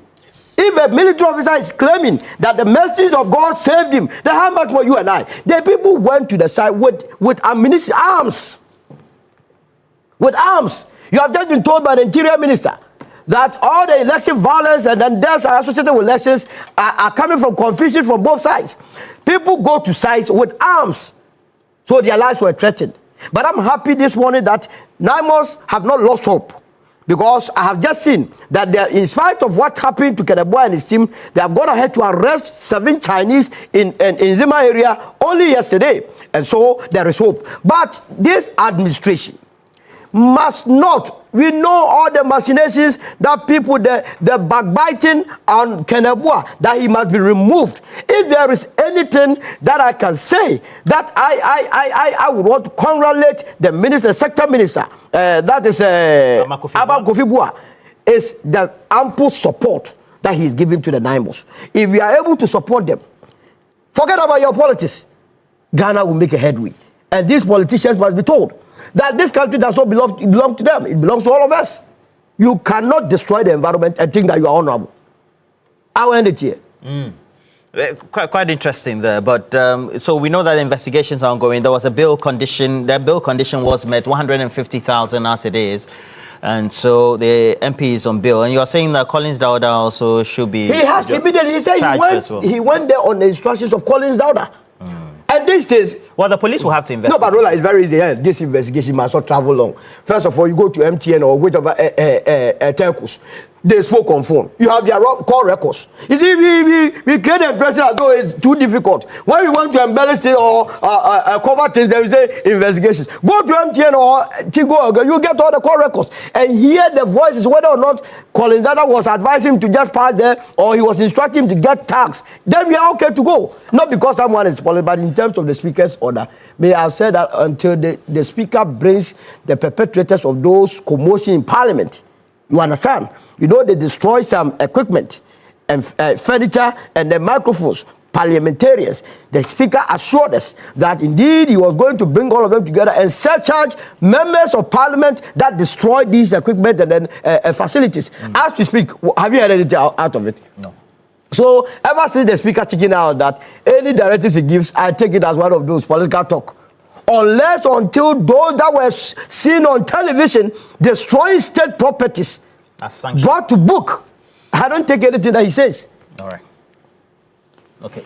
So, Adam, at the end of the day, the president is being applauded to be allowing the law to work. Yes. And what really, just in 2 minutes, is the opinion among you members of parliament on this subject matter as well? Roland, I have already explained to you that the fact that government is allowing the due process to be followed, the fact that Mr. Speaker has given permission to the law enforcement agencies to even arrest the NP and arraign him before court, because per our constitutional provisions, before you can arrest a member of parliament, especially when he is on a parliamentary duty, you need to write to the speaker to seek permission. We have granted all that, and we have allowed the institutions to work, and we have asked that let the investigations continue. The gentleman has been arraigned before court. My colleague, the MP, he is before court. He will have his day in court. He has his lawyers. He will go and defend himself. I don't see why we are in a hurry to condemn, to convict the gentleman when you don't know all the facts.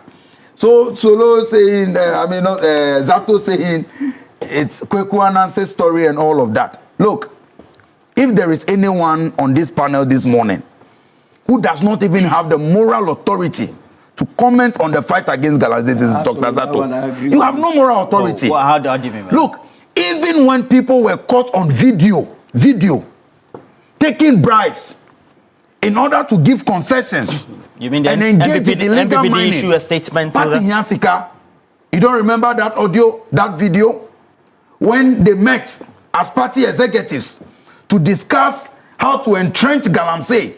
But Zato was not in government at the time. Whether he was in government, he is here representing the NPP, so he cannot. But he was not in government at the time. He does not even have the moral authority to talk about Galamsey.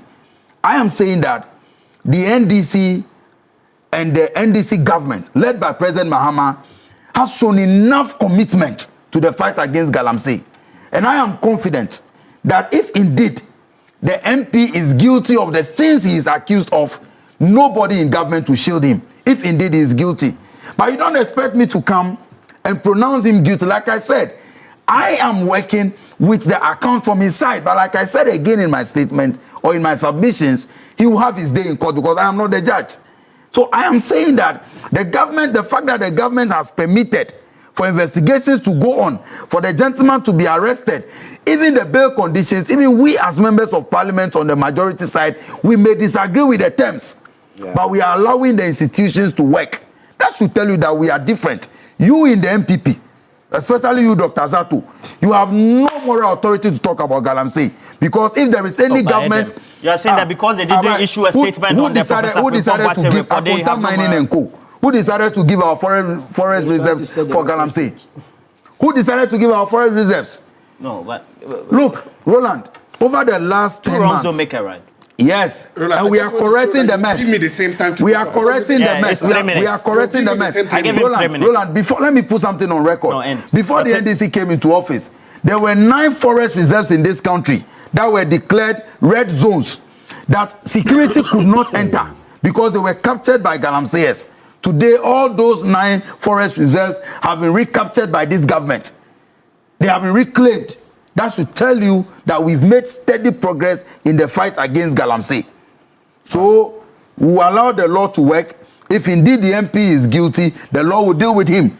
If the MP is not guilty as well, the law will set him free. Not that to your 3 minutes. What I've said is that, and I'm still saying it, I understand your tribulation and understand the difficulty you have today. Your best friend has been caught in the jaws of the law. You are sitting here this morning trying to use some revisionist history to whitewash him. He hasn't said it. Revisionist to whitewash him. I can understand that. I can understand the difficulty you are having to sit here to understand that the person you caused your best friend created conditions to allow a kernel of the Ghana Armed Forces to say that he nearly escaped by the time of his life. I can understand the situation you have now to say that somebody who clearly defied the orders of the commander-in-chief of the Ghana Armed Forces, you are sitting down here to do that. I can understand your reputation. I can understand your difficulty. But Ghanaians know. The soldiers who went, they know. The soldiers who nearly lost their life know. They understand. The soldiers in the barracks who've seen their command, the colonel do this, they understand. The men and women, the other noble men and women in parliament have seen this and they are bowing their head in shame. I'm surprised this morning you're not bowing your head in shame for these shameful, callous, wicked acts of one MP. I'm sure this morning you are not here apologizing for this, for the impudence, for the temerity, and for the arrogance and lawlessness of a member of parliament. I'm happy that this morning you are sitting down here trying to tell us some quack story that we don't know. But what did the MP do that made him arrogant? The point is this. The point, yes, to be able to go and face a colonel of the Ghana Armed Forces on duty, even if you believe the narration that Solomon gave you, to go and tell a colonel how to do his work, to go and tell a colonel who has handcuffed people respecting their human rights, and to tell him to do his work, how dare you? Who born you? With what? What makes you think that you know how to deal with situation more than a colonel of the Ghana Armed Forces who is carrying out legal and legitimate commands from the commander-in-chief of the Ghana Armed Forces? What makes you think that? That's the arrogance, that's the impotence, that's the lawlessness. My point is that, there's a clarion, it looks like, positional opinion on the table, that it looks like the government and the president allows for rule of law to work. And so, well, his MP has been implicated in this. Indeed, a second one who is out of town or was out of town at the time has been implicated as well. He says investigations to continue. So there's commendation. A minute. The point I'm making is this: at the end of the day, this case. Do you think that commendation of allowing law and order, prosecution of even stated individuals who are aligned to the governing party and government to go on is good? Of course, it's good. Okay. I'm not running away from Thank you. And this is what this is the point I'm making. Oh, you started. Good. Okay, thank you very much. Please. So what do you think needs to be done quickly as possible, especially from the point of the speaker as well, in Parliament, to caution those members of Parliament who could be in some of those areas which are very much Galamsey prone? I mean, a lot of them are in there. If you go to the Galamsey constituencies, I keep telling you that Galamsey is done by big men in society. And so the MPs there, they came to power through assistance of some of these Galamsey. That's why the Galamseys are embodied. And if we are a serious country and want to rid this country, we must go back to the basis and revisit the issue of how we finance or fund our political activities. That is what is fueling all this. If you look at the chronology of events, the people were embodying the site owner, the so-called Alex and the defense intelligence. They were embodying because they thought they have everybody in the district at their disposal. I keep telling you that if you go to an area and there is Galamsey, the commander there has to be sacked. The police commander for the district has to be sacked. The NIB person has to be arrested. The national security person has to be arrested. The DC has to be sacked, and I've even included the member of parliament must be surcharged, because you see these things every day. Now there is also another twist to it that I will plead of the Zongo chief in Fidium. Please. We're told he should not annoy us. Please. We have gone beyond trivialities. The country, people are dying, Every day people are dying. The number of people dying now is unprecedented. You were not there. You were not at the scene. You didn't observe anything. You only came into the picture at the police station when tensions had fled. How did you find your voice to all of a sudden issue a statement that the MP did not cause the mob to come? How? Chief, wait, my friend. We are serious this morning. So, Chief, you just rest somewhere. It is a fact that the soldiers' lives were threatened. It's a fact that Kennebua's Helios Pickle has been destroyed, vandalized beyond repairs. It is a fact that the Zongo chief himself, his car was vandalized. On what basis, again, do you come and say that something that you were not there, you say the MP does not have anything to do? Now, finally, let me thank the president for also allowing some of these processes to go on, but to let him understand that there are a lot of elements within his party and government that wish this fight on Galamsey is never won. And these people within that party, they have collaborators in the MPP. They do business together. I'm very surprised that Bobby Ansah has not released the video that he has of MPP NDC people collaborating on Galamsey Bata. I'll call my friend Bobby Ansah, the Accra FM producer, to release that video so that we see people for who they are. We see them for what they are doing to this country, that they don't care. All right. And until we have genuine people like Kenebua and his team at NIMOS, this country may never end this Galamsey. All right, this one's coming from Safer. It says Dr. Zato and the MPP are currently sweating and clutching at straws. They are looking for the first scandal to crucify the NDC. And it's good that investigations are ongoing. And Sir Charles Elho says that I was surprised one of my best panelists, Solo, could not appropriate the security services and the government did not comment for swift action taken on this matter. And why do you praise the president? What have you done? Okay. Zah, good morning. Master Planner Jr. says that great submission by Dr. Zato. Always a pleasure listening to him with fact and figures analysis. And see how Edem is sweating in the air condition. Naimos Fuompo. Na Galamsey for Hunaman. I don't know the best. Oh, Master Planner. Okay. Master Planner, support my regards to him. Master Planner. He's very consistent. Money says NDC will regret if they don't use these two MPs as scapegoats by getting them prosecuted for the right reasons. The law is the law. And then I have Fortune. Fortune Eliklim says, let Dr. Zato know that the current government is a million times better than the MPP government. If all these beautiful ideas were there, why didn't he say it in the past? The swift action taken by the government shows the NDC government is more than serious to prosecute its own if they are wrong. And that is a good departure from what existed over the last 8 years. All right. And say greetings to them as well. And, okay.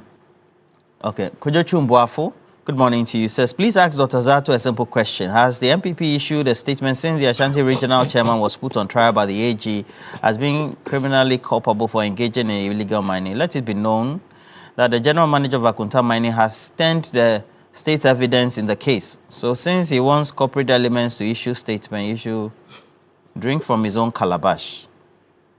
Is it Pito inside? So why must the party... So he said, why must the NDC party issue a statement on a matter that is still under investigation?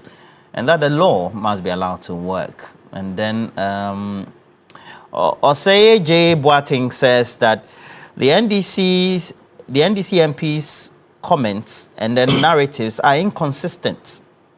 If you're on your way to a funeral, what business do you have going to stop a commotion and a fight?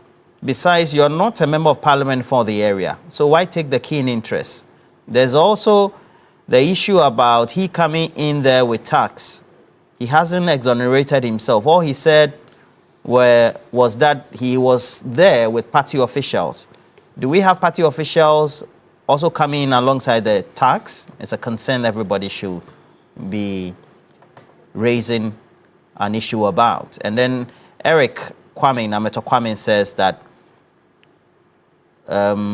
we must take exception to Dr. Zato calling the contribution of Edem Agbana, the Honorable, as Kukwanan's story. Okay. Again, had the Honorable in the neighboring driven away on reaching the town of Hudiem in which the chaos was taking place and did not do anything about the mob action.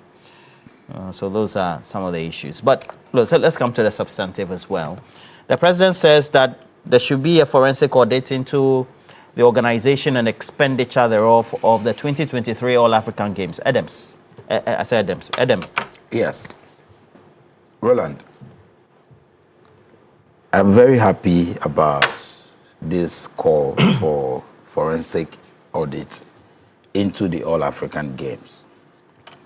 As a sports person, I was very happy that we decided to host the All-African Games here in Ghana.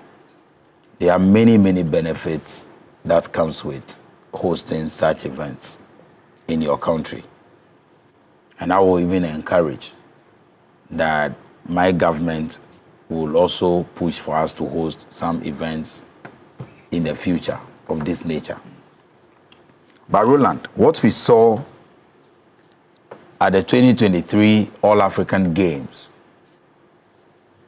was nothing but an avenue for the then NPP government to loot the public resources of these states.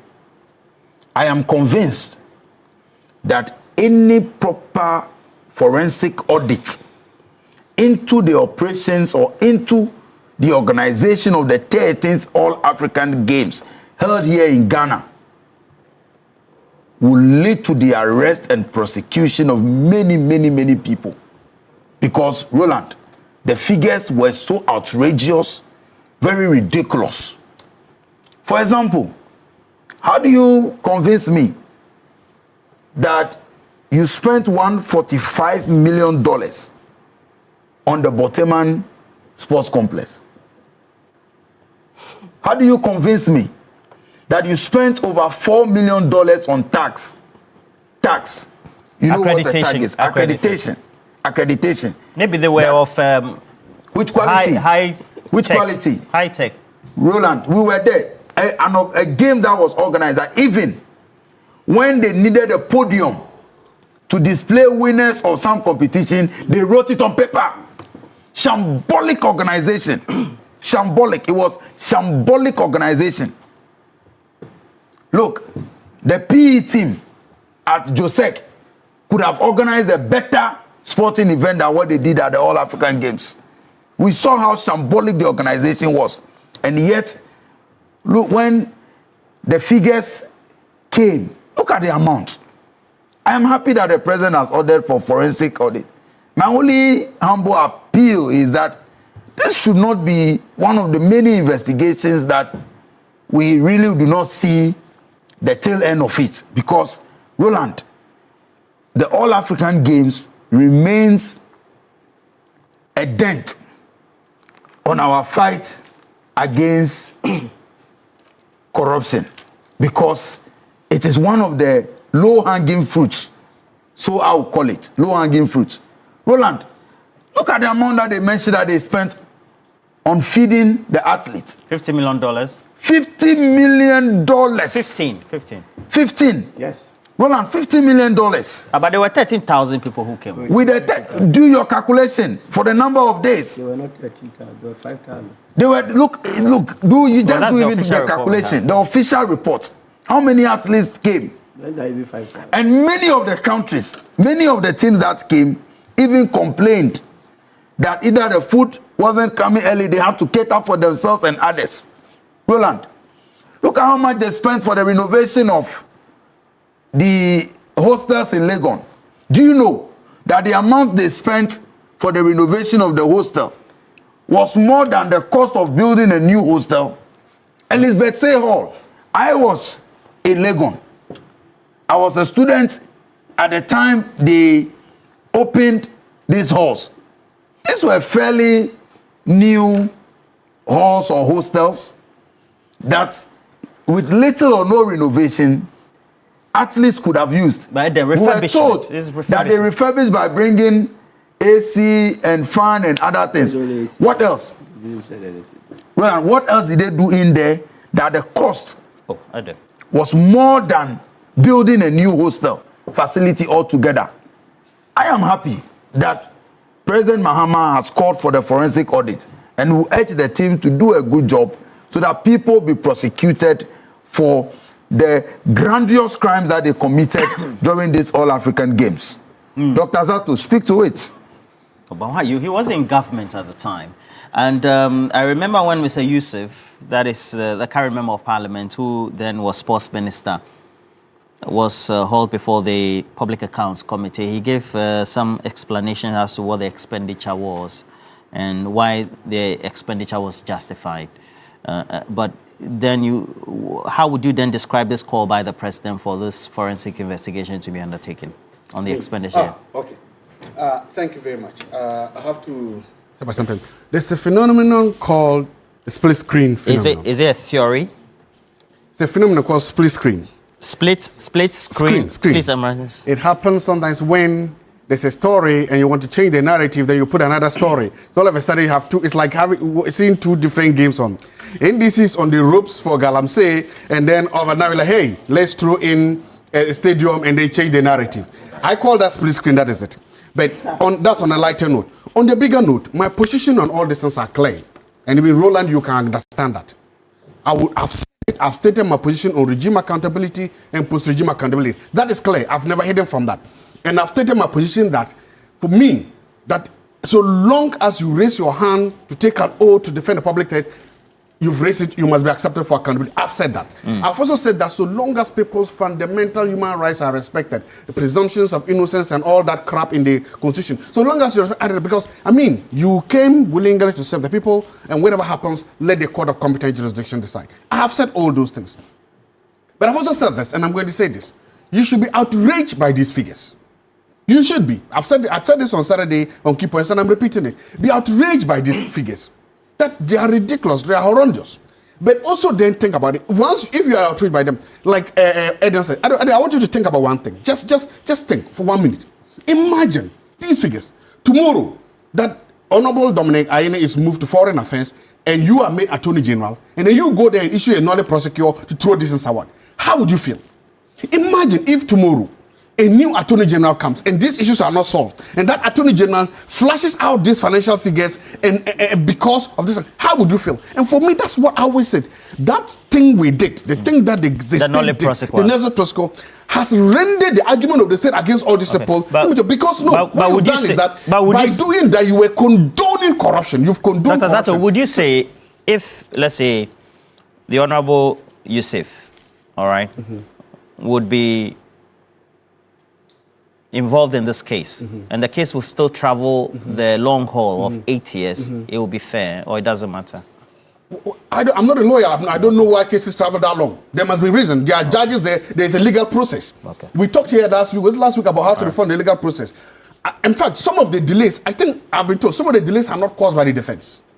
Sometimes the delays are caused by the state itself. You mean the prosecution itself. Right. So if you cause a delay, that's all. The bigger point, let me make the point. The bigger point I'm making is this.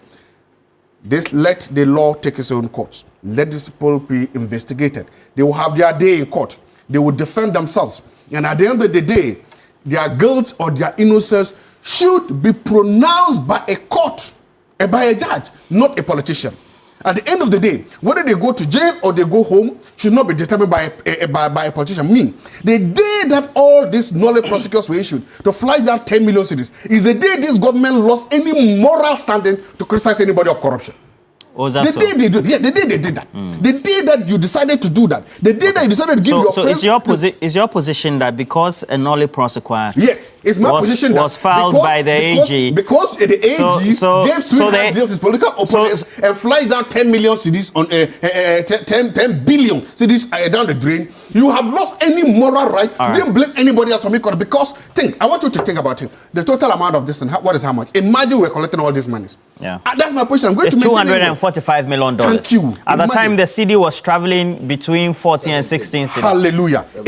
Just imagine. What's your hallelujah to? The cost of the funding? I've already told you about trade by the figure. Then just imagine. $50 million was spent on food. Just imagine one day with all these figures. A politician comes and decides that, you know what, this person is my friend. I will even go, I will throw it away. Imagine that. All right. Just imagine that. And for me, so the day this, and I have to say this, and I'll say it again, this is the cardinal sin of corruption that this government has committed. And any attempt to shout from the rooftops, to hold press conferences, to try to paint members of the government as black and as corrupt as possible, this cardinal and primary sin remains, that what you have done is as worse as, if not worse than anybody else you want to charge, because you do not pick and choose who to hold accountable. You hold all accountable. Solo. So we have key expenditure like the $15 million for food, and I asked some of my friends who are into sports, particularly those who have been experienced, have gone to tournaments, and they say for safety of the athletes and the health of the athletes, usually countries and teams do not allow host countries and teams or cities or football clubs to feed because you never know what could happen. Yes, or put something there for your players to be running. So usually the countries, when they go for tournaments, come with their own chefs, their own everything, and so don't depend on the budgets or the feeding of the host countries. That is what I was told. And then you have things like, the expenditure for them to be able to use for operational, budget was around 47 million, for example. Yes, miscellaneous and some of those things, contingencies and all that. What do you make of this investigation? Do you think it's been long overdue? It should have even been done by 2024, etc. And why? Let me first of all say that Zato has not been fair to TV3, your producers, everyone involved in this morning show this morning. Why? The allusion to this play screen phenomena is not good enough, because we come here to discuss issues.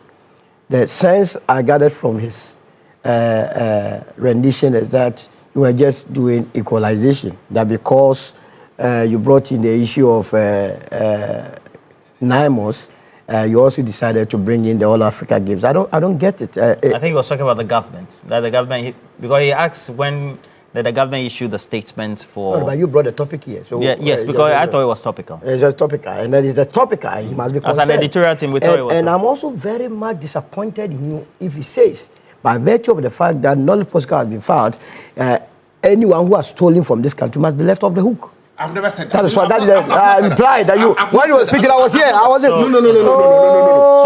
So this morning, a lot of injustice has been done to me, so I want to agree. Dr. I've Zato, never said that. Dr. Zato. No, now I wasn't interrupted because I've never interrupted anybody. Did I interrupt you? Let's go. I never said that. I've not said that. No. You see, Roland. Dr. Zato. So Dr. Zato. No, Dr. Zato. Dr. Zato. So please, you shared an opinion that the issuing of the knowledge protocol means that the government has no business, lost that credibility to instigate or start any form of corruption-related case. So that's what I've explained to you. So am I not fair to as it were, analyze it in the way? That's all. You cannot say that. I've tried not to be disruptive of the program. You let me go on. I've tried that. You, if you have tried, keep there. Remain there. So you are saying that his categorization is unfair? It's unfair. It's unfair. Why? It's unfair because the point is that you and I know, we have known this matter since 2024, that all Africa Games, I don't want to hear irregularities, I don't want to hear misalignment, it's pure thievery and stealing. Let's get it straight. Pure thievery and stealing? Look, a typical case in point. Before the Public Accounts Committee, the former Minister of Youth and Sports, Yusuf, what's the name? Yusuf Ahmed, it will come. Yusuf, told the entire world that the ministry had extended more than $3 million to the Ghana Broadcasting Corporation. You remember that? Mustafa Yusuf. He told you that they actually paid Ghana Broadcasting Corporation more than $3 million to air. Is that not the case? Immediately he said, and here let me salute Professor Alassane Amin, the Director General of Ghana Broadcasting Corporation. It did not take him more than 24 hours to say, hey, wait a minute, what are you talking about? You are saying you pay GBC more than $3 million. You only received $105,000. Oh, are you saying the minister? You do the deduction. He lied. Pierre, he lied before the country. He lied. You understand? Just like Adam has said, who pays $60 million to buy air conditions? These three halls, they are in very good conditions. In fact, the university took a facility Elizabeth C. Hall. I went there personally. And the sad aspect of it is that immediately after the games, they went and stole all the air conditions. They were removed? They were removed. I bet you it will not cost more than $500,000 what they did. It will not, even if it gets to $500,000, we must question those that bought it. Why? Air conditioning, does it give, is it air conditioner that gives life? Is that, what are you talking about? High level air conditioning? High level air conditioning. Look, the number of athletes that took part in this All Africa Games, they were not more than 3,000. Take it from me. And like I said, the Egyptians, the Ethiopians, the Liberians, and all those that came, they don't know how to eat wache, fufu, and pesi, and so on and so forth. In fact, they brought their own chefs. They were eating from their chef's foods. So they couldn't have... Moroccans... How can Moroccan come and eat fufu? You see, this country, when they are stealing from it, they are not even stealing with proper debt. Moroccan coming here to eat fufu. But we were told that we are spending $15 million in cooking. You see, one thing that saddens my heart is that this country, people that are put in positions of authority, they take advantage of the country anytime we have a difficulty. You know, remember the issue with COVID? When COVID struck, they took advantage of it and milked this country. Run this country aground. The All Africa Games, it was supposed to take place in 2023. But because we were not done with our infrastructure, we had to plead with the organizers to shift it to 2024. And when we realized that the country was under pressure, that was when all these things happened. Tax, close to $4 million expended on tax. When Olympic Games, not up to 750,000. High-tech tax. Which one is it? Mere paper. The one who hold it will get a ton. They gave it to you and told you that they expended it. And the minister was bold. And the organizers, they were going about, because in this country, they think that it won't get to anywhere. You get my point. TMA Sports Stadium in Takwa, from scratch, Go Face Ghana expended only a little over $13 million. $13 million they used to construct a fresh stadium. Now, University of Ghana Sports Stadium, it was almost 84% complete. These people looked straight into you and I. Which one? Yusuf and his 13th All Africa Games Committee. They told us that they expended $34 million to finish it. Remember, the Aliu Muhammad Sports Stadium, how much it cost this country to construct it. Aliu Muhammad Sports Stadium did not cost more than $20 million. Esipon did not cost more than $20 million. Just finishing 16% of the stadium, we were told that it costed $34 million. Why do we do these things to ourselves? I told you that day, I was at the emergency unit of Kolebu. People were dying just like biscuits. Why? Because when they are brought to the emergency unit, bed to even sleep on, machines to take care of them, we don't have it. It does not cost much, but these monies find their ways into private pockets. That is why the youth of this country must be angry, because their future is being stolen.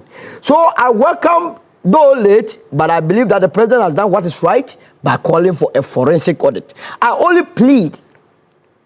I see the president trying to strike all the good notes, but who would carry out these instructions? Are the people going to carry out these instructions faithful to this nation? Would they be faithful? Would they not go and show change? But I can assure you that after the forensic audit, there will be more expose, because forensic audit, what it does is that it then goes into the details of every transaction. If you claim that you received $1 million for the purchase of air conditioning, there has to be a trace from the bank account of the 13th All Africa Games or the ministry to the vendor. And that is where the problem of the day lies. It has to be solved for 10 over 10. So it's a good thing, and every Ghanaian must follow it religiously. And let me end on this note. I hear a lot of people say that, why don't you shift more focus on the current government? Look, even in the banks, when you advance more loans and in a year it does not come back, you pause every loan, and what you do is that you go for recoveries. The country Ghana is now going for all the recoveries that has been stolen in the past. We must not allow them. Now it seems to me that individuals in this country are richer than the country Ghana, and so they have the booties in their pockets. It is for all of us to go for it, and the 13th All Africa Games is one of such issues. But Teman, who will build such a stadium at $145 million? Who will do that? Who will do that? The stadium. Have you seen the stadium? It does not qualify to even cost this country more than $50 million. They overblew it to satisfy their pockets and not the nation. Added to that, there were a lot of lands that were acquired for the state around that area, the Bottom area. Go and check the politicians that bought all the state lands over there. They sold it to themselves. This country is as though the wealth of the nation has been given to few individuals just to utilize it to their personal benefit. It is time for us to revert back to the founding principles of those that fought for this country. That none of these political parties, their founders, were so much ingrained in monetary politics, in money. I saw national chairman of both the National Democratic Congress and the MPP who died as paupers. J.H. Mensah, as a minority leader, died without having a house in Accra. But he fought for this, for the MPP. Current generation, people who were 6 years old at the time that the party was formed, they come to government and they still beyond their ages. They still, when the people, their height, look at their height, the amount of money that they have stolen, if you package it, it will be taller than their height. This is what is going on. We cannot continue like that, else we are stealing the future of the younger generation. General Secretary of the United Party.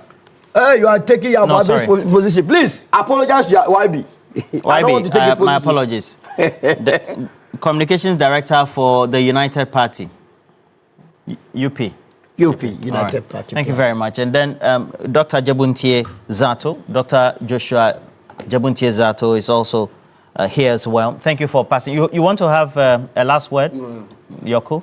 Okay. And then also, thank you also for passing through as well. You want to have a last word? Yes, why not? Okay.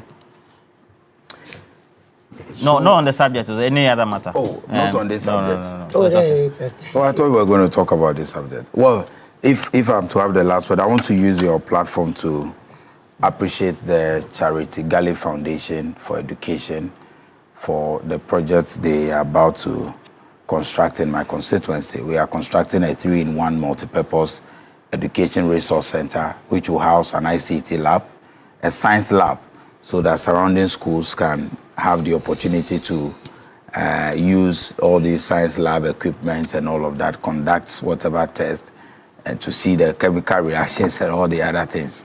And we also have a community library. I want to particularly appreciate Professor Dobo Agbeko Odion Kumoji and his team for what they are doing, and also call for support for them.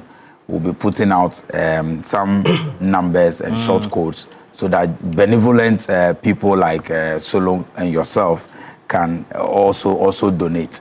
As for Dr. Zato, he said you should come to Sisala East. Don't always remain in Accra. I will come. If he invites me, I will come. Oh, he's always invited. He goes to Sisala East every weekend to go and do propaganda. Oh.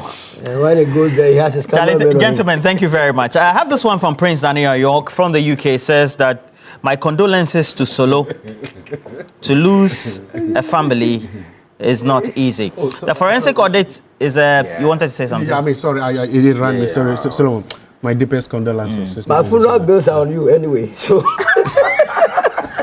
Not just condolences, you come and... I brought myself, Okay. You say they have all the money. They have all the money. The forensic audit is a pivotal... The forensic audit is a pivotal step in Ghana's push for transparency in public spending, and also to prevent future spending. Indeed, Ghana was a crime scene, and this has to be corrected. And also, I see your message as well. Thank you very much. Edem, also, I see your message. And this one is from Eric Ameto Kwame. Mr. Kwame, good morning to you. He says, please ask Mr. Zato for me that if he were an AG and he comes to meet a simple case of corruption ongoing for 8 years with no end in sight, what will he do about it? You want to answer? They say you didn't commend Maoli for our 75th anniversary. Oh, but I'm not the one saying it. But that thing was 3 months ago. No, only last week. But it was nice. I saw it. It was nice. He invited you, didn't invite you. But we also commissioned our project. Right. So it's okay. I thought you see the UP-NDC collaboration. You see the UP-NDC collaboration. Okay, gentlemen. That's the UP-NDC collaboration. We are for all parties. You can also join us. Money says, Dr. Zato, your MPP had 8 years and could not prosecute anyone, yet you want the current government to come and get evidence from where to do the prosecution on the same cases, because there was no prosecution in the first place. And then Okay, so I have this one for Zomra. Zomra says that it's not the government that asks TV3 to discuss the topics. Indeed, it's the editorial team. And let's see how. Okay, split screen phenomenon. Hey, okay. Split screen. You said what does it mean again? The split screen phenomenon. No, it's used. It's more or less equalization. He's telling equalization. Anyway, for all those who have sent our messages, we're grateful. And then also those who are on our stream sharing our views, we're grateful that you're able to give us some good views today. You've reduced to 3,000 though, by the way, but it was 3 at some point. So I see Abdul Yusuf say, I really enjoyed the show this morning. Keep it up. That's Yusuf Abdul Raouf. Alfred Dodu, good morning to you. It's been a while I've seen you. And says that the corruption cases there, they will be investigated, whether Dr. Zato likes them or not. Joanna Quay also has a message. And then also Kwisipano says that, Roland, make sure you have Nana Jantua tomorrow. And then also Yemole Yemo, good morning to you. As well as Eje Boateng says that all the things that have happened also show that we have a government that is willing to hold its own accountable. And that should be the pivotal point of the discussions. And then Empress Wagner said, Roland, read the insults. I cannot read the insult. Editorially, we are not allowed to read insults. All right. And then I have this one from Philo. And so Philo, Philo has sent this message. So I'll read this one before I tell you about. Okay, so and she says, all the Mustafas are thieves. Mustafa 1 and Mustafa 2, who said careless. That cannot be true. Yeah, not all Mustafas are thieves. You actually, names are not coterminous to armed robbery or thievery or corruption, etc. CM, all MPP members, including, should be thrown in a naval forest because they are criminals, you say. All right, so Philly and the rest of the family, wishing you all the best for the day. But in the meantime as well, we have the Peck Biscuits as well as confectionaries right here. So we have a number of flavors. Will you give us some? Yes, we will. Butter cookies. Last week you said you don't give us some. No, these are props. They are props. But now my 5-year-old son and 11-year-old kids are watching. They can't say where are the biscuits. They will think I ate them in their car. Okay, so Daddy didn't eat them. So we have. You must give us a full. So we have. So we have butter cookies being the flavor, the choco-filled cookie as well, and then we have the coconut flavor, all available. I bet Kings will love them as well. So I have to bring. Kings celebrated their birthday not too long ago. So, and then also, so you have to make sure that you pack up your day the Milky Way. You have to do that with the rich, smooth tastes of Peck Milk shortcake, and it is just pure delight. They have the various flavors for you. So if it is coconuts as well as butter, or also just the choco-filled cookies that you need for Peck, you can find them in available shops near you. We're taking a break. When we come back, we will bring you the latest sports headlines right here in the studio. Dr. Zato as well as Solomon, the rest, Edem as well. Thank you for passing through the studios. A break. We will be right back. Cash outs, Friday, November 7th, 20.